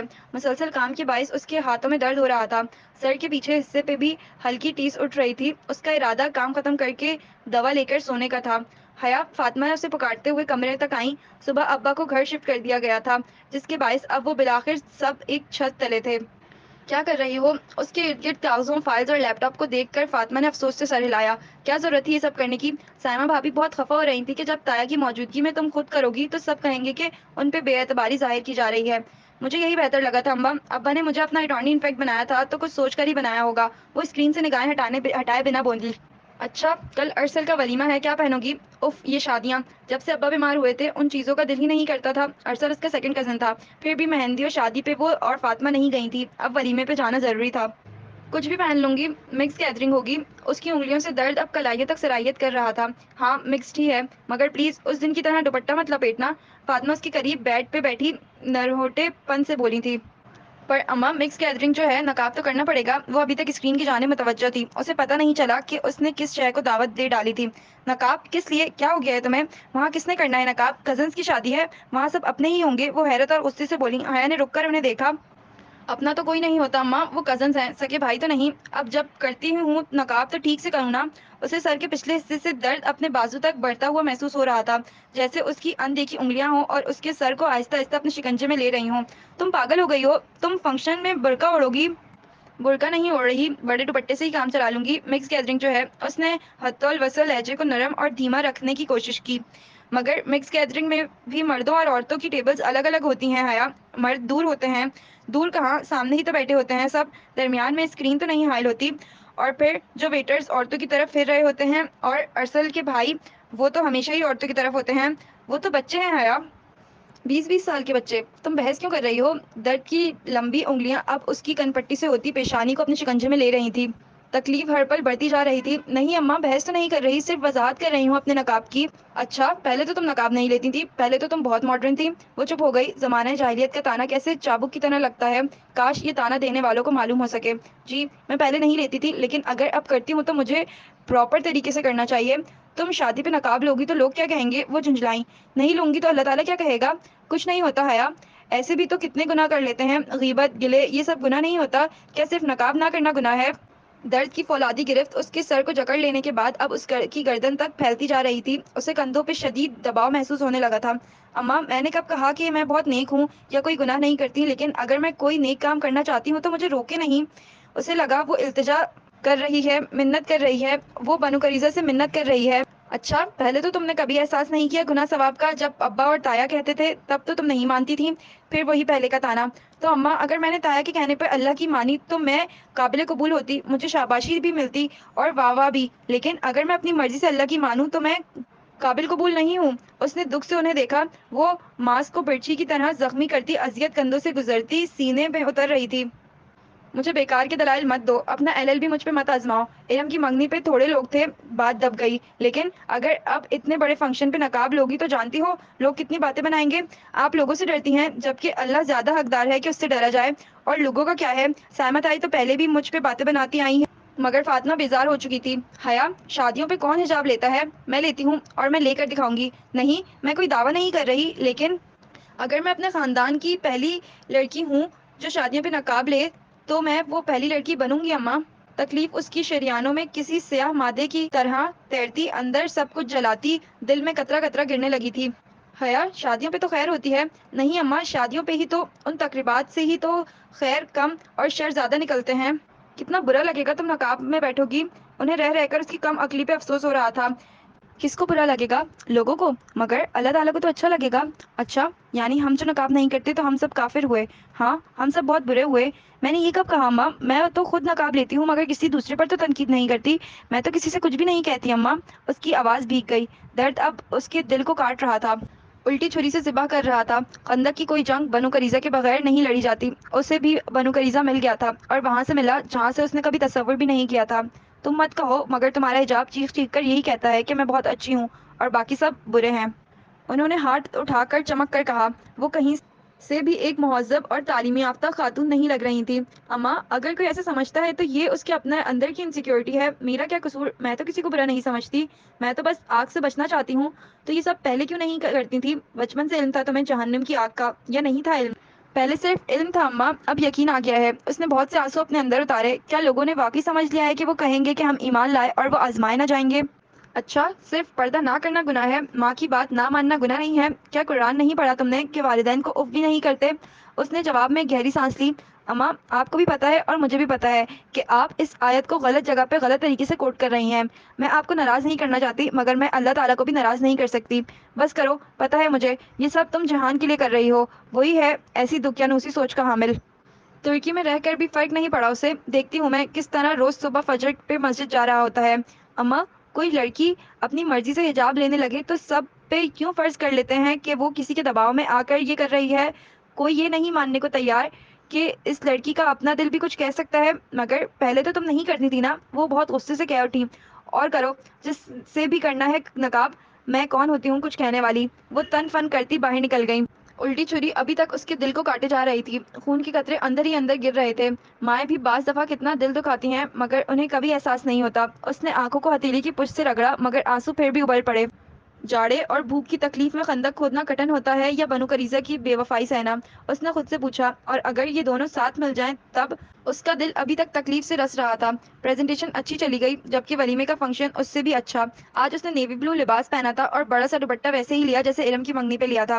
بیٹھی بھی ذرا الگ تھی، مگر یہ نہیں کہ کٹ کر رہی، بلکہ ہر ایک سے ملی۔ وہی سوال جواب کا سلسلہ البتہ جاری رہا۔ چہرے سے تو ہٹاؤ، یہ وہ فقرہ تھا جو حیرت اور اچنبے سے بہت لوگوں نے آ کر دہرایا، اور جواب میں وہ ایک سادہ مسکراہٹ کے ساتھ کہتی رہی، تھینک یو، میں بالکل ٹھیک ہوں۔ البتہ سب کی باتیں دل پہ بہت زور سے لگتی تھیں۔ فاطمہ نے کتنی ہی دفعہ اسے آنکھ سے اشارہ کیا کہ چہرہ پورا کھول لے، مگر جواب میں وہ ابرو سے پیچھے کی طرف اشارہ کرتی جہاں مووی میکر مووی بنا رہا تھا۔ وہ جھنجھلا گئیں۔ او ہو، فیملی ویڈیو ہے، اپنوں میں ہی رہے گی، باہر تھوڑی دکھائیں گے۔ بالکل، وہ اس بات سے سر ہلا کر دوسری جانب دیکھنے لگی۔ صرف شیلا تھی جو اسے یوں ملی جیسے کوئی تبدیلی ہی نہ آئی ہو۔ اس کی آنکھوں میں البتہ اب بھی ویسی ہی اداس اور تھکان سے بھرپور تھیں، مگر اب حیا کو وجہ جاننے کی ضرورت نہیں رہی تھی۔ اس نے ابھی ایک دو فنکشن حجاب میں اٹینڈ کیے تھے۔ کل فاطمہ سے بحث کی تکلیف کا اثر بھی ابھی تک دل پہ تھا، اور شیلا تو پچھلے 2 برس سے ہر غمی و خوشی میں اسی طرح شرکت کرتی رہی تھی۔ اور پھر جب انسان کہتا ہے کہ وہ ایمان لایا ہے تو وہ آزمایا بھی ضرور جاتا ہے۔ جانے شیلا کی تکلیف کتنی تھی اور کب سے تھی؟ سلام ہو ہم اجنبیوں پہ، اس نے گہری سانس لیتے ہوئے سوچا۔ شادی کے لیے دوسرے شہروں سے آئے کچھ رشتہ دار تایا فرقان کے گھر ٹھہرے ہوئے تھے۔ تایا نے رات میں سب کا کھانا کیا تھا۔ اس وقت بھی ان کا گھر مہمانوں سے بھرا ہوا تھا۔ جب وہ پریزنٹیشن کا بتانے ان کی طرف آئی، لان میں اندھیرا اتر آیا تھا۔ تایا برآمدے میں ہی کھڑے تھے، اندر جانے والا دروازہ کھلا تھا مگر آس پاس کوئی نہ تھا۔ اندر سے البتہ گہما گہمی اور رونق کی سی آوازیں آ رہی تھیں۔ آج پریزنٹیشن اچھی ہو گئی ہے، امید ہے پروجیکٹ ہمیں ہی ملے گا، وہ نرمی و بشاشت سے بتانے لگی۔ وہ سرد مہری کی دیوار ان دونوں کے بیچ در آئی تھی اور اسے گرانا چاہتی تھی۔ وہ جو بھی تھا، اسے فطری طور پر اپنے تایا سے بہت محبت تھی۔ خیر، مجھے تو اتنی امید نہیں ہے، پتہ نہیں تم ٹھیک سے کر کے بھی آئی ہو یا نہیں۔ وہاں ہنوز رکائی تھی، وہ بہت اکھڑے اکھڑے سے لگ رہے تھے۔ نہیں تایبہ، سب بہت اچھا ہو گیا، وہ پورا ہوم ورک کر کے گئی تھی۔ وہ خاموش رہے، تنے ہوئے ابرو اور ماتھے کے بل، وہ اس سے خوش نہیں تھے۔ اس نے ایک اور کوشش کرنی چاہی۔ اچھا، باقر صاحب بتا رہے تھے کہ سائٹ بی میں وینڈر کچھ مسئلہ کر رہا ہے۔ सप्लाई रोक दी है। मैं सोच रही थी कि अगर मैं खुद। वो एकदम रुकी। दरवाजा खोलकर दावर भाई बाहर आ रहे थे। हया किसी मकान के अमल के तहत दुपट्टा 2 उंगलियों से उठाकर नाक तक ले गई। ताया ने चौंक कर उसकी हरकत को देखा और फिर अंदर से आते दावर भाई को, जो उसे देखकर रुक गए थे, जैसे मुतसब्बिब होकर खड़ा रहूं या वापस चला जाऊं। ये तुम किससे पर्दा कर रही हो? ताया ने खड़े तेवरों से उसे देखा। लम्हे भर को तो उसकी समझ में कुछ नहीं आया। जी, तुम मेरे बेटों से पर्दा कर रही हो? तायब्बा, मैं तो। उसने कुछ कहना चाहा मगर वो एकदम बहुत बुलंद आवाज में बोलने लगे। मेरे बेटे आवारा हैं, लोफर लफंगे हैं, बदनीयत हैं। क्या किया है मेरे बेटों ने जो तुम उनके सामने पर्दा डालने लगती हो? ऊंची गुसीली आवाज ने अंदर बाहर खामोशी तारी कर दी थी। वो बिल्कुल साकित सी बिना पल झपके उन्हें देख रही थी। उसकी समझ में नहीं आ रहा था कि हो क्या रहा है। तुम मेरे ही घर में खड़े होकर मेरे बेटों को घटिया नीच साबित करना चाहती हो। तुम मेरे बेटों को जलील कर रही हो। वो गुस्से से धाड़े। दावर भाई ने नफी में सर हिलाया, जैसे उन्हें कतन न लगा हो कि उनको जलील किया गया है। अंदर से लोग बाहर आने लगे। कोई किचन के दरवाजे से बाहर निकला, कोई बरामदे के दरवाजे से। तमाशा सज गया था और तमाशाई जमा हो रहे थे। मेरे बेटों ने सारी उम्र भाइयों की तरह तुम्हारा ख्याल रखा। अपना भाई तो उस काफिर औरत के साथ मुंह काला करके बैठ गया है ना, मगर तुम उल्टा मेरे बेटों के खिलाफ महाज बना रही हो। पूरे तुर्की में आवारा फिरते तुम्हें पर्दे का ख्याल नहीं आया था? उसका जैसे सांस रुक गया था। उसी पल उनको देखा। बमुश्किल वो चंद लफ्ज कह पाई। जाहिद चाचा, आप तायब्बा को समझाएं, इन्हें गलतफहमी हुई है। मैं तो ठीक कह रहे हैं भाई, ये ढकोसले तुम किसके लिए करती हो? पहले सारी जिंदगी ख्याल नहीं आया, अब कहाँ का इस्लाम शुरू हो गया है तुम्हारा? वो जवाबन इतने ही गुस्से से बोले थे। पूरे खानदान में हमारा तमाशा बनाकर रख दिया है। सब बातें बना रहे हैं कि हया बीबी नकाब में खाना खा रही थी। वो फटी फटी सी निगाहों से उन्हें देख रही थी। इर्द गिर्द लगे मजमे की नजरें, तहकीर, तंज, जिल्लत। उसने क्या कुछ महसूस किया था? अब सबको क्या हो गया है, वो बोलना चाहती थी मगर लबों से बस यही निकला। ताया, आपको तो हिजाब बहुत पसंद था। आप तो। बकवास मत करो मेरे सामने, और मेरी बात कान खोलकर सुन लो। अगर तुम आइंदा मेरे घर आओगी तो मुंह लपेटे बगैर आओगी। अगर तुम्हें मेरे बेटों को उस तरह जलील करना है तो मेरे घर में आइंदा कदम मत रखना। उंगली उठाकर मुतनब्बा करते हुए सुर्ख चेहरे लिए बोले थे। उससे ज्यादा नहीं हुआ गया उससे। वो एकदम पलटी और अपने घर की तरफ दौड़ती चली गई। पीछे तमाशाइयों के मजमे में कहीं फातिमा भी थी, मगर वो भी उसका साथ देने के लिए आगे नहीं बढ़ी थी। उन सब ने उसे अंधेरी खंदक में तन्हा छोड़ दिया था। अपने लॉन में वो बरामदे की सीढ़ियों पे ही गिरने के से अंदाज में बैठ गई। उसके हाथ कपकपा रहे थे और कदमों में सख्त नहीं रही थी। आंखों से गरम गरम आंसू बल कर गिरते जा रहे थे। इतनी जिल्लत, इतनी ताकीर, इतना तमाशा। ये ताया फुरकान थे, सारी उम्र उस हिजाब पे ही इख्तिलाफ रखने वाले। ताया फुरकान अब हिजाब पर ही उसके खिलाफ हो गए थे। उनका दीन, शरीयत सब किधर गया था? उसने गर्दन घुटनों में झुका दी। वो रोई चली जा रही थी। पूरे खानदान के सामने ताया ने उसे जलील किया था। उसे लगा अब वो कभी सर नहीं उठा सकेगी। गाड़ी के अंदर आने की आवाज आई, फिर कोई उसके साथ आ बैठा। आज मेरा चालान होते होते बचा। पूछो क्यों? किसी और ही धुन में महफूज सा बता रहा था। वो एकदम खड़ी हो गई। जहान ने हैरत से सर उठाकर उसे देखा। उसका चेहरा आंसुओं से भीगा हुआ था। हया, क्या हुआ? मामू ठीक हो जाएंगे, परेशान मत हो। उसने यही अंदाजा लगाया कि वो अब्बा की वजह से रो रही है। कुछ ठीक नहीं होगा, अब कभी कुछ ठीक नहीं होगा। वो रोते हुए इतना ही कह पाई, फिर आंसू हर मंजर पर गालिब आने लगे। वो पूछता रह गया मगर वो अंदर दौड़ती चली आई थी। पूरी रात वो सो नहीं सकी। इतनी जिल्लत, इतना तमाशा। ताया दुरुस्त भी होते फिर भी ये कौन सा तरीका था बात करने का? अब तक पूरे खानदान को पता चल चुका होगा कि वो हर जगह बेइज्जत होकर रह गई थी। रात भर वो रोती रही। सुबह सर भारी हो रहा था। फ्रेश होने तक उसने फैसला कर लिया था कि आज वो अब्बा से बात करके ताया अब्बा को उनका अटॉर्नी इन्फेक्ट बना देगी। ताया अब्बा को मसला उसके हिजाब से नहीं, उसके ऑफिस आने से था। सो अब वो सारा मसला ही खत्म कर देगी। नाश्ते की मेज पर वो और फातिमा अकेली थी। सबीन फुप्पो अब्बा को नाश्ता करा रही थी और जिहान पता नहीं कहाँ था। ये होता है माँ बाप की नाफरमानी का अंजाम। सारे खानदान में बेइज्जत करवा कर रख दिया है। फातिमा खफगी से बोली जा रही थी। वो सर झुकाए चंद लुकमे ही खा सकी, फिर उठ आई। ऐसे लम्हों में वो उस सेमिनार में पहुंच जाया करती थी जो उसने अनातोलियन इस्तांबुल में अटेंड किया था। उसे शीशे की दीवारों से टकरा कर गिरती चिड़ियां याद आती थी। उसने भी तो अपने गिर्द ऐसी ही दीवार खड़ी कर दी थी। और ये लोग तो उन्हीं परिंदों की तरह थे। पहले वो उनकी बात सुन लेती थी तो वो समझते थे कि अब भी सुनती रहेगी। वो इसी तरह उसको थका नहीं सकते थे। शीशे की दीवारों से टकराने में नुकसान परिंदों का ही होता है, दीवारों को क्या फर्क पड़ता है? अब्बा उसी तरह हनी को कमजोर लग रहे थे। उसे देखकर जरा सा मुस्कुराए। काम कैसा जा रहा है? सब ठीक है अब्बा। उसने बहुत से आंसू अपने अंदर उतार लिए। वो बज़ाहिर मुस्कुरा कर बोली थी। बहुत मेहनत कर रही है ये लड़की, पुप्पो मुस्कुराकर कहती। नाश्ते के बर्तन उठा रही थी। पता नहीं उन्हें रात की वाकई का इल्म था या नहीं, लेकिन फिर भी वो उनसे निगाह नहीं मिला सकी। ऑफिस में एक बुरी खबर उसकी मुंतजर थी। ट्रेड सेंटर का प्रोजेक्ट उन्हें नहीं मिला था। उस बात ने तो उसे मजीद शिकस्ता दिल कर दिया। उसने बाकिर साहब को बुलवाया ताकि अपने इरादे से आगाह कर दे और वकील साहब को बुलवा सके, मगर पहले उसने बेख्तियारी वो तकलीफ दे मौजू खुद ही उठा लिया। इतनी अच्छी प्रेजेंटेशन दी थी, फिर हमें प्रोजेक्ट क्यों नहीं मिला? रात के वाकई की थकन और अजियत उसकी आंखों में उतर आई थी। उन्हें हमारा प्लान पसंद नहीं आया। वो शायद कुछ और चाहते थे। अच्छा, वो खामोश हो गई। कुछ सोचकर उसने बाकिर साहब से कोई बात नहीं की और इन्हें भेज दिया। उनके जाने के बाद उसने सारा प्रोजेक्ट प्लान نکالا اور اسرنا جائزہ لینے لگی۔ ٹھیک ہے کہ وہ آفس چھوڑ دے گی اور یہ بھی ٹھیک ہے کہ اسے ان معاملات کا کوئی تجربہ نہیں، مگر وہ صرف یہ دیکھنا چاہتی تھی کہ اس سے غلطی کہاں ہوئی۔ تمام خاکے اچھے تھے بقول آرکیٹیکٹ کے بے حد شاندار، مگر جب اس نے پہلی دفعہ ان کو دیکھا تھا تو اس کے ذہن میں کیا بات آئی تھی، کچھ غیر آرامدہ لگا تھا۔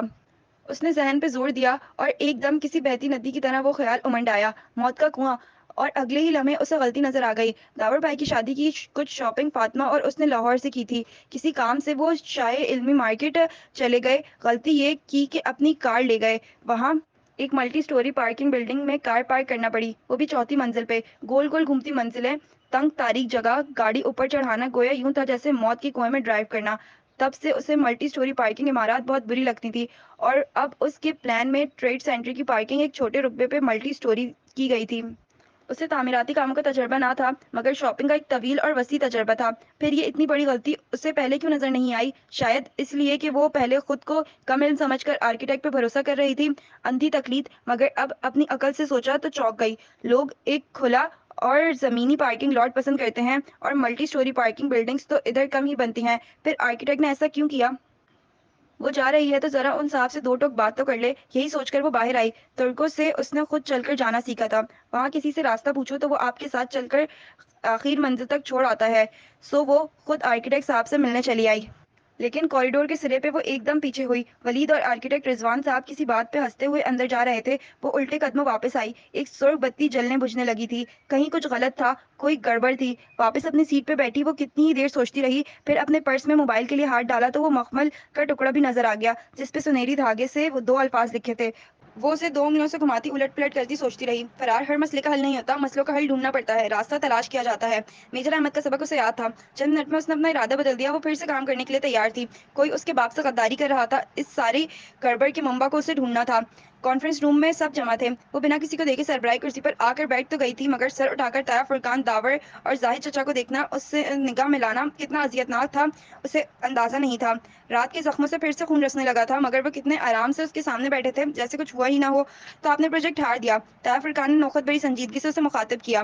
اس نے اپنا جھکا سر اٹھایا۔ وہ طاہر فرقان کی بیٹی کی طرح رات گئے پکڑی نہیں گئی تھی، جیسا کہ طاہر نے ایک دفعہ اسے فون کیا تھا کہ وہ سر نہ اٹھا سکتی، نہ ہی وہ زاہد چچا کی بیٹی کی طرح پورے خاندان میں چیخ چلا کر داور بھائی کو بے عزت کرنے کی مجرم تھی۔ زاہد چچا نے اسے سخت سناتے ہوئے اپنی بیٹی کی حرکت کو کیوں فراموش کر دیا، اور طاہر نے بھی کبھی داور کی اس بے عزتی پہ باس پرس کی؟ پھر اب مگر وہ حجابی لڑکی تھی، اور کوئی حجابی لڑکی پہ کتنا ہی کیچڑ اچھالنے کی کوشش کرے اسے میلا نہیں کر سکتا تھا۔ جی سر، میں نے ہار دیا، تایا کی آنکھوں میں آنکھیں ڈال کر اس نے سپاٹ انداز میں کہا۔ کیا آپ وجہ بتانا پسند کریں گی؟ ولید کی بات پر اس نے گردن موڑ کر اسی سنجیدگی سے اسے دیکھا۔ میں آپ کو جواب دہ نہیں ہوں ولید صاحب۔ درست، پھر میں آپ کو مطلع کرنا چاہوں گا کہ ہم گرین ہاؤس والا پروجیکٹ ڈیلے کرنے پہ مجبور ہو چکے ہیں۔ کیوں؟ وہ چونکی، اسے معلوم تھا کہ وہ کتنا اہم پروجیکٹ تھا۔ کیونکہ بجٹ نہیں ہے، فنڈز کم پڑ رہے ہیں، ہمارے پاس ان کو کیری آن کرنے کے لیے اتنا پیسہ نہیں ہے۔ اس نے ایک کاغذ حیا کی طرف بڑھایا جس پہ ایک لمبا سا فگر لکھا تھا۔ اتنی رقم کا انتظام کیسے ہوگا؟ وہ سچ میں مضطرب ہو گئی، مگر اس طرح پروجیکٹ بند کرنے سے تو بہت نقصان ہوگا۔ پھر کیا کریں؟ یہ میرے ابا کا پروجیکٹ تھا، ہم اس کو یوں کال آف نہیں کر سکتے، وہ فکرمندی سے کہہ رہی تھی۔ تم ہمیں یہ اماؤنٹ لا دو، ہم اس کو جاری رکھیں گے، بات ختم۔ زاہد چچا نے بیزاری سے کہا۔ وہ دونوں تایا چچا اسے یوں مخاطب کرتے تھے کہ گویا وہ ان کے بھائی کی بیٹی نہیں ملازمہ ہو۔ واقعی؟ اگر میں آپ کو یہ اماؤنٹ لا دوں تو آپ کام جاری رکھیں گے؟ کیا آپ زبان دے رہے ہیں؟ اس کا لہجہ تیز ہو گیا۔ ان کا چیلنج کرتا مذاق اڑاتا انداز اسے پہلے سے زیادہ برا لگا تھا۔ رات کے زخم پھر سے کھرچنے لگے تھے۔ بالکل، طاہر فرقان نے شانے جھٹکے۔ ٹھیک ہے، میں پیر کی صبح آپ کو اپنے فیصلے سے آگاہ کر دوں گی، وہ فائل بند کرتے ہوئے حتمی انداز میں بولی تھی۔ پھر جب وہ اپنے آفس آئی تو موبائل بج رہا تھا۔ اس نے کرسی پہ تھکے تھکے انداز میں گرتے ہوئے فون اٹھایا۔ نمبر جہان کا تھا۔ کیسی ہو؟ وہ چھوٹتے ہی فکرمندی سے پوچھنے لگا۔ ٹھیک ہوں، اس نے انگلیوں سے پیشانی مسلتے ہوئے جواب دیا۔ بے خوابی کے باعث سر بے حد درد کر رہا تھا۔ چلو پھر لنچ ساتھ کرتے ہیں، میں نے ایک چھوٹا سا اٹالین ریسٹورینٹ دیکھا ہے، تو میں ایڈریس سمجھاؤں؟ سارے دن میں وہ پہلی دفعہ ہنسی تھی۔ یہ میرا شہر ہے جہان بے، مجھے اس کے سارے راستے معلوم ہیں، ریسٹورینٹ کا نام بتاؤ؟ وہ بھی ہلکا سا ہنس دیا۔ اوہ سوری، F10 میں اٹالین اون پہ آ جاؤ۔ کار ڈرائیور چلا رہا تھا، وہ پچھلی نشست پہ بیٹھی سیل فون پہ نمبر ملا رہی تھی۔ اس نے ابا کی نصیحت پہ عمل کرنے کا سوچا تھا۔ کال ملا کر اس نے فون کان سے لگایا۔ سچ شکر کہ انہوں نے کال ریسیو کر لی۔ السلام علیکم ذیشان انکل، میں حیا بات کر رہی ہوں۔ کار ٹریفک کے ساتھ بہتی چلی جا رہی تھی، اسی طرح اس کے تنے پریشان اعصاب ڈھیلے پڑتے جا رہے تھے۔ ان سے بات ختم کی تو آفس سے فون آ گیا۔ وینڈر مال کی سپلائی کھولنے پہ تیار نہ تھا، اور پرانی قیمت پہ تو ہرگز نہیں۔ سراسر بلیک میلنگ تھی، اور بلیک میلر سے تو اسے نفرت تھی۔ کل میری میٹنگ ارینج کروا دیں وینڈر سے، میں ان صاحب سے خود بات کرنا چاہتی ہوں۔ کار ریسٹورینٹ کے سامنے آ کھڑی ہوئی تھی۔ وہ اطالوی ریسٹورینٹ کی بالائی منزل کی سیڑھیاں چڑھتی اوپر آئی۔ دوپہر کا وقت تھا، تمام میزیں خالی تھی۔ ہال کی ایک دیوار شیشے کی بنی تھی جس سے نیچے ڈبل روڈ اور اس کے پار گرین بیل کے درخت اور سبززار نظر آ رہا تھا۔ شیشے کی دیوار کے ساتھ کونے کی میز پہ وہ بیٹھا تھا۔ اسے آتے دیکھ کر وہ دھیرے سے مسکرایا۔ وہ بنا کسی دقت کے اسے نقاب میں پہچان لیتا تھا۔ پہلی دفعہ جب وہ نقاب میں اس کے پاس گئی تھی، فریڈم فلوٹیلا کے احتجاج کے دن، تب بھی اس نے کوئی حیرانی ظاہر نہیں کی تھی۔ شاید وہ حیران کم ہی ہوتا تھا۔ پہلے فیصلہ کر لو کہ لنچ کس کی طرف سے ہے۔ کرسی کھینچ کر بیٹھتے ہوئے اس نے میز پہ اپنا پرس رکھا۔ آف کورس تمہاری طرف سے ہے۔ اصغر اینڈ سنس کی قائم مقام ایم ڈی مجھ غریب آدمی کو لنچ تو کروا ہی سکتی ہیں۔ شیور، اس نے بشاشت سے کہتے ہوئے موبائل پرس میں رکھنے کے لیے پرس کھولا۔ مخمل کا ٹکڑا اندرونی جیب میں 1000 کے ایک نوٹ کے ساتھ رکھا تھا۔ 1000 کا نوٹ؟ وہ زپ بند کرتے ہوئے چونکی، پھر بنا محسوس سے انداز میں پرس کو اندر سے دیکھا۔ اس کا روپوں والا پاؤچ آفس میں ہی رہ گیا تھا۔ اب سوائے اس لاوارث سے نیلے نوٹ کے اس کے پاس کچھ نہیں تھا۔ اللہ اللہ، کاروباری الجھنوں میں پاؤچ اٹھانا یاد ہی نہیں رہا۔ اب کیا کرے؟ کیا ہوا ایم ڈی صاحبہ؟ پیسے تو نہیں بھولائیں؟ وہ مسکراتے ہوئے اسے دیکھ رہا تھا۔ ایک تو اس آدمی کی عقابی نظریں۔ اس نے سنبھل کر پرس بند کیا۔ تم ایم ڈی صاحبہ سے ایسی غیر ذمہ دارانہ حرکت کی توقع کر سکتے ہو؟ بظاہر مسکراتے ہوئے وہ سیدھی ہوئی۔ نہیں خیر، آرڈر کرو، تمہارا شہر ہے، تمہیں زیادہ پتا ہوگا۔ وہ پیچھے ہو کر بیٹھ گیا۔ ہے نے شعور کہتے ہوئے مینیو کارڈ اٹھا لیا۔ اس کو لنچ کروانا تھا، اور وہ بھی 1000 کے نوٹ سے۔ اے ٹی ایم بھی پاؤچ میں تھا، اور وہ کوئی ایسی حرکت نہیں کر سکتی تھی جس سے جہان کو پتا چلے کہ وہ پیسے واقعی بھلائی ہے، ورنہ ادائیگی کر دے گا۔ سوال انا کا تھا، لیکن 1000 میں اسے اطالوی لنچ کیسے کروائے؟ اس نے قدرے اضطراب سے فہرست دیکھی۔ سنو، صرف مین کورس منگوانا، سلاد، اسٹارٹرز اور ڈرنکس کے فالتو اخراجات مجھے پسند نہیں ہیں۔ وہ کرسی کی پشت سے ٹیک لگائے مسکراہٹ دبائے اسے بغور دیکھ کر کہہ رہا تھا۔ اوکے، مجھے تو کوئی خاص بھوک نہیں ہے، دل ہی نہیں چاہ رہا۔ آرڈر دے کر اس نے کارڈ رکھ دیا۔ جہان نے مسکراہٹ دباتے ہوئے سمجھ کر سر ہلایا۔ چند لمحے خاموشی کی نظر ہو گئے۔ وہ شیشے کی دیوار سے باہر دیکھنے لگی۔ اس شیشے سے تو کوئی پرندہ نہیں آ ٹکرایا تھا۔ شاید پرندے تعمیر کے بعد صرف پہلے موسم میں ٹکراتے ہوں، بعد میں عادی ہو کر راستہ بدل لیتے ہوں۔ راستہ پرندوں کو ہی بدلنا پڑتا ہے، دیواریں ویسی ہی کھڑی رہتی ہیں۔ کل کیا ہوا تھا؟ ہے نے نگاہیں موڑ کر اسے دیکھا۔ اب تک تم نے پتا تو کر ہی لیا ہوگا۔ بہرحال تایا نے سارے خاندان کے سامنے میری پردے کی وجہ سے مجھے بے عزت کیا، تماشا بنایا اور گھر سے نکال دیا۔ اس کے علاوہ کچھ خاص نہیں۔ جہان نے قدرے تعصب سے نفی میں سر ہلا دیا۔ پرانی عادتیں آسانی سے نہیں جاتی، اسی طرح لوگوں کو ذلیل کرنے کے وہ عادی ہیں۔ کتنا آسان ہے ان کے لیے اپنی انا کے پیچھے رشتے توڑ دینا۔ جو بھی ہے، میں ابا کی کرسی ان کے لیے خالی نہیں کروں گی، یہ فیصلہ میں نے کر لیا ہے۔ اب اس قصے کو بند کر دیتے ہیں۔ تم بتاؤ، تم نے ترکی واپسی کا کیا سوچا ہے؟ سب مجھ سے یہی پوچھتے ہیں کہ واپسی کا کیا پروگرام ہے۔ لگتا ہے مجھ سے تنگ آ گئے ہیں۔ دل کرتا ہے کہ محسن کی طرح کبوتر بن کر کسی غار میں چھپ جاؤں۔ اس نے غالباً کوئی ترک محاورہ بولا تھا۔ خیر، ابھی کچھ دن ادھر ہوں۔ تمہیں کب جانا ہے؟ جولائی شروع ہو چکا ہے، مجھے 5 جولائی کے بعد کلیئرنس کروانی ہے۔ ابا کی طبیعت ذرا سنبھل جائے پھر جاؤں گی۔ لنچ آ گیا تو وہ اپنے نقاب سے بآسانی چھری کانٹے کی مدد سے کھانے لگی۔ پھر کسی خیال کے تحت پوچھا، جہان تمہیں میرا نقاب، میرا مطلب ہے تمہیں اچھا لگتا ہے میرا یوں نقاب لینا؟ وہ ذرا چونکا تھا۔ ہاں ٹھیک ہے۔ اس نے ذرا الجھتے ہوئے شانے اچکائے۔ وہ مطمئن ہو کر کھانے لگی، مگر وہ چند لمحے اسے دیکھتا رہا تھا۔ بل آیا تو اس نے ایک مطمئن سی سانس اندر کو اتاری۔ 950، صرف 2 مین کورس منگوائے تھے، اس لیے ثابت ہوا کہ اگر پیسے کم ہو تو کولڈ ڈرنکس، سلاد اور اسٹارٹرز جیسے فالتو لوازمات سے پرہیز کرنا چاہیے۔ یکیت کسی خیال کے تحت وہ چونکی۔ فالتو لوازمات، اس کا ذہن آفس کی طرف بھٹک گیا۔ جہان نے نرمی سے اس سے بل لے لیا۔ میں پے کروں گا۔ وہ چونکی۔ نہیں، یہ تو میں مذاق کر رہا تھا، لنچ میری طرف سے تھا۔ وہ بنا ایک لفظ سنے فائل میں پیسے رکھنے لگا۔ اس نے اصرار نہیں کیا، اس کا ذہن کسی اور ہی طرف الجھا ہوا تھا۔ فالتو لوازمات۔ ادھیڑ عمر صاحب نے آگے بڑھ کر دروازہ کھولا اور پھر ایک طرف ہٹ گئے۔ وہ پر اعتماد اور سبک قدموں سے چلتی اندر آئی۔ دروازے سے نجمی صاحب وینڈر کی کرسی میز کا فاصلہ کافی زیادہ تھا۔ وہ سیدھ میں چلتی میز تک آئی اور بیٹھنے کے لیے کرسی کھینچی۔ نجمی صاحب نے انگلیوں میں پکڑی سگریٹ کو لبوں میں دبا کر سانس اندر کو کھینچی اور سر سے پاؤں تک سیاہ عبائے میں ملبوس دراز قد لڑکی کا جائزہ لیا جو بہت اطمینان سے کرسی کھینچ کر بیٹھ رہی تھی۔ انہوں نے سگریٹ ہٹائی، دھوئیں کا مرغولا اڑ کر فضا میں تحلیل ہوا۔ میں حیا سلیمان ہوں، اصغر اینڈ سنس کی مینیجنگ ڈائریکٹر۔ کرسی کی پشت سے ٹیک لگا کر ٹانگ پہ ٹانگ رکھی کونیاں ہاتھ پر جما کر ہتھیلیاں ملائے بیٹھی وہ بہت سنجیدگی سے بولی۔ نجمی صاحب نے کندھوں کو ذرا سی جنبش دی، یعنی وہ جانتے ہیں، اب آگے بات کریں۔ ادھیڑ عمر صاحب اس لڑکی کے پیچھے ہاتھ باندھے مؤدب آ کھڑے ہوئے تھے۔ ان کے لیے دوسری کرسی موجود نہیں تھی۔ نجمی صاحب نے کرسی منگوانے کی ضرورت بھی نہ سمجھی۔ ہماری سائٹ پہ سپلائی آپ نے روک دی ہے، جس سے ہمارا پروجیکٹ تاخیر کا شکار ہو سکتا ہے۔ دیکھیں بی بی، میں نے اپنی ڈیمانڈ آپ کے، میری بات ابھی ختم نہیں ہوئی نجمی صاحب۔ اس نے ہاتھ اٹھا کر ایک دم بہت سخت لہجے میں انہیں روکا۔ اس کی آواز میں کچھ تھا کہ وہ رک گئے۔ چند باتیں ہیں جو میں آپ کو بتانا چاہتی ہوں۔ ان کی آنکھوں میں آنکھیں ڈال کر بنا کسی تمہید کے وہ کہہ رہی تھی، آپ کے پیچھے جو کھڑکی ہے اس سے جھانک کر دیکھیں تو دائیں جانب دور کہیں ایک زیر تعمیر منصوبہ دکھائی دے رہا ہے۔ کس چیز کا منصوبہ ہے وہ باقر صاحب؟ لڑکی نے رک کر پیچھے کھڑے آدمی کو مخاطب کیا، مگر دیکھ وہ ابھی تک نجمی صاحب کو رہی تھی۔ اوور ہیڈ ہے میم، انہوں نے فوراً بتایا۔ بالکل اوور ہیڈ تعمیر ہو رہا ہے وہاں، اور کیا آپ جانتے ہیں کہ اس میں سینڈ اور سلیٹ استعمال ہو رہا ہے؟ وہ بھی کس کی جگہ؟ میٹرل کی جگہ۔ نفیس سے نقاب سے جھلکتی اس کی بڑی بڑی سیاہ آنکھیں مسکرائی تھیں۔ نجمی صاحب نے سگریٹ والا ہاتھ نیچے کر دیا، ان کے تنے اعصاب ڈھیلے پڑ چکے تھے اور وہ پوری طرح سے اس کی طرف متوجہ تھے۔ آپ اس اوور ہیڈ سے 2 کلومیٹر دائیں چلی جائیں تو ایک 6 اسٹار ہوٹل زیر تعمیر نظر آئے گا۔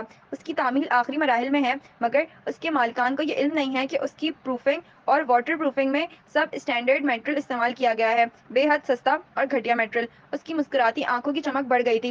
نجمی صاحب نے کچھ کہنے کے لیے لب کھولے، مگر اس نے ہاتھ اٹھا کر انہیں روک دیا۔ میری بات ابھی ختم نہیں ہوئی۔ وہ لب بھینچ کر رہ گئے، پیشانی پہ بلوں کا اضافہ ہونے لگا تھا۔ ایک روڈ بھی حال ہی میں مکمل ہوئی ہے اور اس کا بھی ان دونوں پروجیکٹ سے تعلق ہے۔ نگاہیں ان پر جماتے وہ مسکراتے ہوئے کہہ رہی تھی، اور جو تعلق ہے وہ آپ بہتر جانتے ہیں۔ میں تو بس اتنا جانتی ہوں کہ اس سڑک کے اطراف سیمنٹڈ نہیں کیا گیا اور اندر ہولز چھوڑ دیے گئے ہیں۔ وہ کون سا مسئلہ ہوگا جو سب سے پہلے چند دن میں منظر عام پہ آئے گا باقر صاحب؟ نجمی صاحب کو اپنا سابقہ انداز میں دیکھتے ہوئے اس نے اپنے ساتھی کو مخاطب کیا۔ وہ اسی تابعداری سے بولے، ڈرینیج کا مسئلہ میم، بالکل ڈرینیج کا مسئلہ۔ مگر سب سے بڑا مسئلہ کون سا ہوگا؟ انسپیکشن کا مسئلہ۔ 4 انسپیکشن ٹیمز ان تینوں پروجیکٹس کو چند روپے رشوت لے کر اپروو کر چکی ہیں، لیکن وہ کیا ہے نجمی صاحب کہ جو ہمارا میڈیا ہے نا، وہ ذرا سی ریٹنگز کے لیے ایسی خبروں کو خوب اچھالتا ہے اور یوں اس وینڈر کی ساکھ تباہ ہو کر رہ جاتی ہے، بالخصوص تب جب ان کے ہاتھ ڈاکیومنٹس پروفنگ بھی لگ جائے۔ باقر صاحب، اس نے انگلی سے اشارہ کیا تو باقر صاحب نے چند کاغذات میز پہ رکھے۔ نجمی صاحب ان کو اٹھانے کے لیے آگے نہیں بڑھے۔ وہ بمشکل ضبط کرتے ہوئے بولے، مجھے پہ ہاتھ ڈالنا اتنا آسان نہیں ہے۔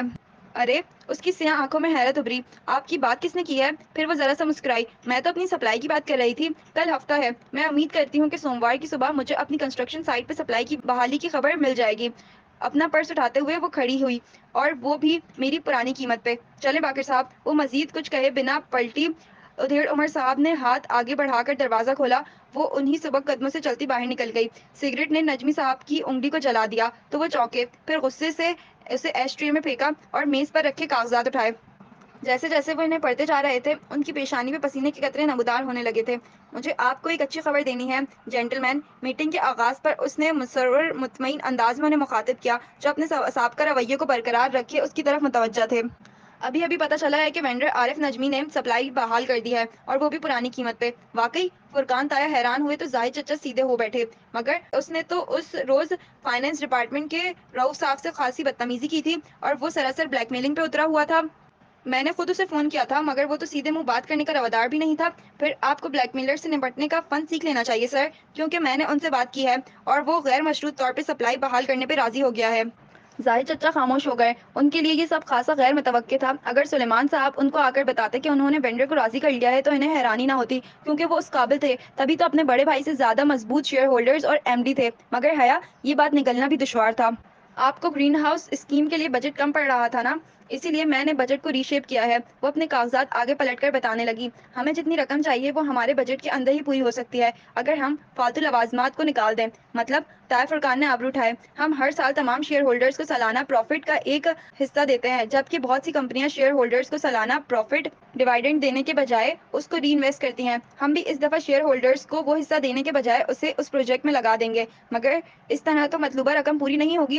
ولید، آپ ان کو بات مکمل کرنے دیں۔ سیٹھی صاحب نے پہلی دفعہ ولید کو ٹوکا۔ پہلی دفعہ بورڈ میٹنگ میں اس کی سائیڈ لی گئی تھی۔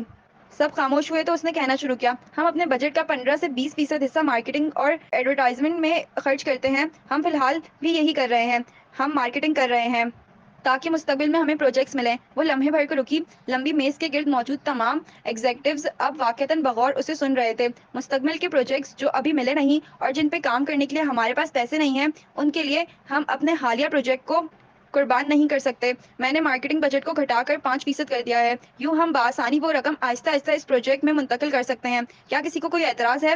پیچھے ٹیک لگا کر بیٹھے ہوئے اس نے ذرا مسکرا کر خاموش پڑے کانفرنس روم پہ نگاہ دوڑائی۔ وہ جانتی تھی کہ اب کوئی اس پہ اعتراض نہیں کر سکتا۔ وہ آہستہ آہستہ اپنا انتخاب درست ثابت کر رہی تھی۔ آج طاہر فرقان کے گھر حیا کے دادا کی برسی کی قرآن خوانی تھی، خیرات کی دیگیں لگی ہوئی تھی، سب مدعو تھے سوائے اس کے۔ اس کو جانے کی خواہش بھی نہیں تھی۔ وہ مغرب پڑھ کر لاؤنج میں آئی تو فاطمہ جہان سے کچھ کہہ رہی تھی، اسے دیکھ کر خاموش ہو گئیں۔ اچھا میں جا رہی ہوں، سرسری سا مطلع کر کے وہ باہر نکل گئی۔ پھپھو پہلے ہی جا چکی تھی، ابا کمرے میں سو رہے تھے، ان کے پاس نرس تھی۔ وہ خاموشی سے صوفے پہ آ بیٹھی اور ٹی وی کا ریموٹ اٹھا لیا۔ کنکھیوں سے اس نے لاؤنج کی بڑی کھڑکی کے پار اماں کو لان عبور کرتے دیکھا۔ وہ اس سے ناراض نہیں تھیں، بات بھی ٹھیک سے کرتی، مگر ایسے جیسے کہ انہیں بہت دکھ پہنچایا گیا ہو۔ باہر بجلی زور کی چمکی، پل بھر کو کھڑکیوں کے باہر سارا لان روشن ہو گیا، پھر اندھیرا چھا گیا۔ وہ کچھ سوچتے ہوئے اس کے سامنے آ بیٹھا۔ حیا نے ٹی وی نہیں چلایا، وہ ریموٹ پکڑے بیٹھی بس اس کو دیکھتی رہی۔ وہ کچھ کہنا چاہتا تھا شاید۔ اماں کیا کہہ رہی تھی؟ اس نے بظاہر سرسری سے انداز میں پوچھتے ہوئے بات کا آغاز کیا۔ جہان نے سر اٹھا کر اسے دیکھا۔ نیلی جینس میں سیاہ ٹی شرٹ پہنے، گیلے بالوں کو پیچھے کیے وہ جیسے کہیں جانے کے لیے تیار لگ رہا تھا۔ وہ چاہتی ہیں کہ میں تمہیں سمجھاؤں کہ تم یہ برقع وغیرہ چھوڑ دو، وہ سنجیدگی سے کہنے لگا۔ اس کی پشت پہ لاؤنج کی دیوار گیر کھڑکی کی ٹپ پہ ٹپ ٹپ قطرے گرنے لگے تھے۔ تاریک پڑا آسمان پہلے ہی بادلوں سے ڈھک چکا تھا۔ تو تم نے کیا کہا؟ وہ اسی طرح مطمئن سے انداز میں ٹانگ پہ ٹانگ رکھ کے بیٹھی تھی جیسے وہ اپنے آفس میں بیٹھا کرتی تھی۔ بات تو ٹھیک ہے ان کی، تم ایک برقعے کے لیے اپنے اتنے رشتے نہیں کھو سکتی۔ باہر بادل زور سے گرجے تھے، کھڑکی کے شیشوں پہ تڑا تڑ گرتے قطروں کی اب آوازیں آنے لگی تھیں۔ دوسروں کو چھوڑو، تم اپنی بات کرو جہان، کیا تم بھی میرے حجاب سے خوش نہیں ہو؟ وہ اس کی آنکھوں میں دیکھتے ہوئے بولی تو اس کی آواز بہت دھیمی تھی۔ اگر میں کہوں کہ میں نہیں ہوں تب؟ اگر میں کہوں کہ تم میرے لیے اسے چھوڑ دو تب؟ دور کہیں زوردار آواز آئی تھی، جیسے بجلی گرنے کی ہوتی ہے، جیسے صدمہ پہنچنے کی ہوتی ہے۔ کیا تم مجھے چوائس دے رہے ہو؟ یکایک اس کی آواز میں سرد مہری درائی۔ اگر میں کہوں ہاں تب؟ وہ اٹھی اور چھوٹے چھوٹے قدموں سے چلتی دیوار کی کھڑکی کے پاس جا کھڑی ہوئی۔ اس نے سیاہ لمبی قمیض اور چوڑی دار پہن رکھا تھا، بال بھی سیدھے کمر پہ گر رہے تھے۔ قمیض اور بالوں کے رنگ کا فرق غیر واضح تھا، سیاہی جس کا نہ آغاز تھا نہ اختتام۔ مجھے کبھی کسی نے کہا تھا کہ خندق کی کوئی جنگ بنو قریظہ کے بغیر وجود میں نہیں آئی، اور تب میں نے سوچا تھا کہ میرے سارے قرابت دار تو میرے ساتھ ہی ہوں گے۔ وہ بھیگتے شیشے کے پار تاریک لان کو دیکھ رہی تھی۔ تایا ابا، حجاب کے سب سے بڑے علمدار، اماں جن کی ہمیشہ سے خواہش تھی کہ میں اللہ تعالیٰ کے قریب ہو جاؤں، اور میرا شوہر جو روز صبح فجر پڑھنے کے لیے مسجد جاتا ہے۔ لیکن آج مجھے پتا چلا کہ عائشہ ٹھیک کہتی تھی، خندق کی جنگ بنو قریظہ کے بغیر وجود میں آ ہی نہیں سکتی۔ بارش کے ٹپ ٹپ گرتے قطرے شیشے سے لڑک کر زمین پہ گر رہے تھے۔ جب بجلی چمکی تو پل بھر کو ان میں قوس و قزح کے ساتوں رنگ جھلکتے اور پھر اندھیرا چھا جاتا۔ وہ صوفے سے نہیں اٹھا تھا، بس گردن موڑ کر اسے دیکھنے لگا۔ اگر میں لوگوں کے لیے حجاب لیتی ہوتی تو لوگوں کے کہنے پہ چھوڑ بھی دیتی، لیکن میں اب نہیں چھوڑ سکتی۔ آنسو اس کی آنکھ سے ٹوٹ کر گال پہ پھسلتا گیا۔ کیوں؟ میں یہ نہیں سمجھ پا رہا کہ آخر کیوں؟ وہ اس کے پیچھے آ کھڑا ہوا تھا۔ بادل ابھی تک گرج رہے تھے۔ حیا نے جواب نہیں دیا۔ اس نے ایک نظر جہان کو دیکھا اور پھر آگے بڑھ کر کونے میں رکھی منی پلانٹ کی سبز بوتل اٹھائی، پودے کی بیل جھٹک کر نکال پھینکی اور بوتل کو ہاتھ سے پکڑے ہوئے دیوار پہ مارا۔ کانچ ٹوٹا، ٹکڑے گرتے گئے اور ایک نوکدار بڑا ٹکڑا اس کے ہاتھ میں رہ گیا۔ یہ پکڑو۔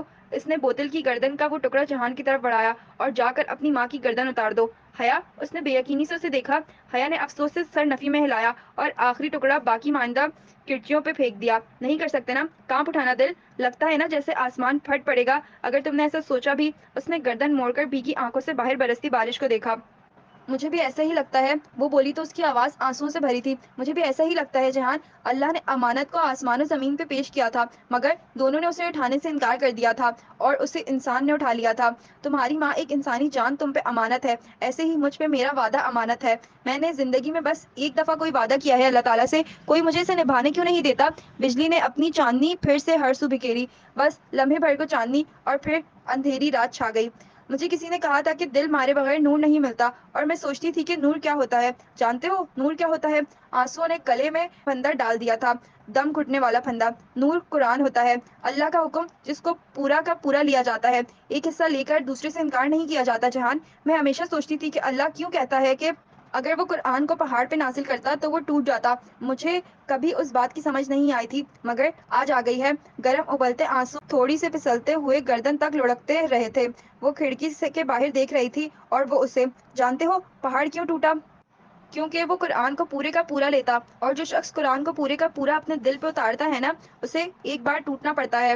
اس نے جلتی آنکھیں بند کر لیں، اب ہر طرف اندھیرا تھا، پل بھر کو بجلی چمکی بھی تو اسے پرواہ نہیں تھی۔ لوگوں نے مجھے اس لیے چھوڑا کیونکہ میں نے اللہ کو نہیں چھوڑا، تو مجھے واقعی ایسے لوگوں کا ساتھ نہیں چاہیے۔ اس نے آنکھیں کھولی، وہ واپس پلٹ رہا تھا۔ اس نے دھندلی بصارت سے گردن موڑ کر اس شخص کو سیڑھیاں چڑھتے دیکھا جس سے اس کی زندگی کا ایک حصہ محبت کرنے میں گزرا تھا۔ وہ اوپر چلا گیا، مگر حیا اسی طرح سیڑھیوں کو دیکھتی رہی۔ چند منٹ بعد وہ اترتا دکھائی دیا، اس کا دستی بیگ اس کے ہاتھ میں تھا۔ وہ بنا اس کی طرف دیکھے، بنا کچھ کہے باہر نکل گیا۔ اس نے اسے نہیں روکا، آواز تک نہیں دی، دے ہی نہیں سکی۔ آنسوؤں نے ہر راستہ روک دیا تھا۔ وہ جا رہا تھا، وہ جانے کے لیے ہی تو آیا تھا۔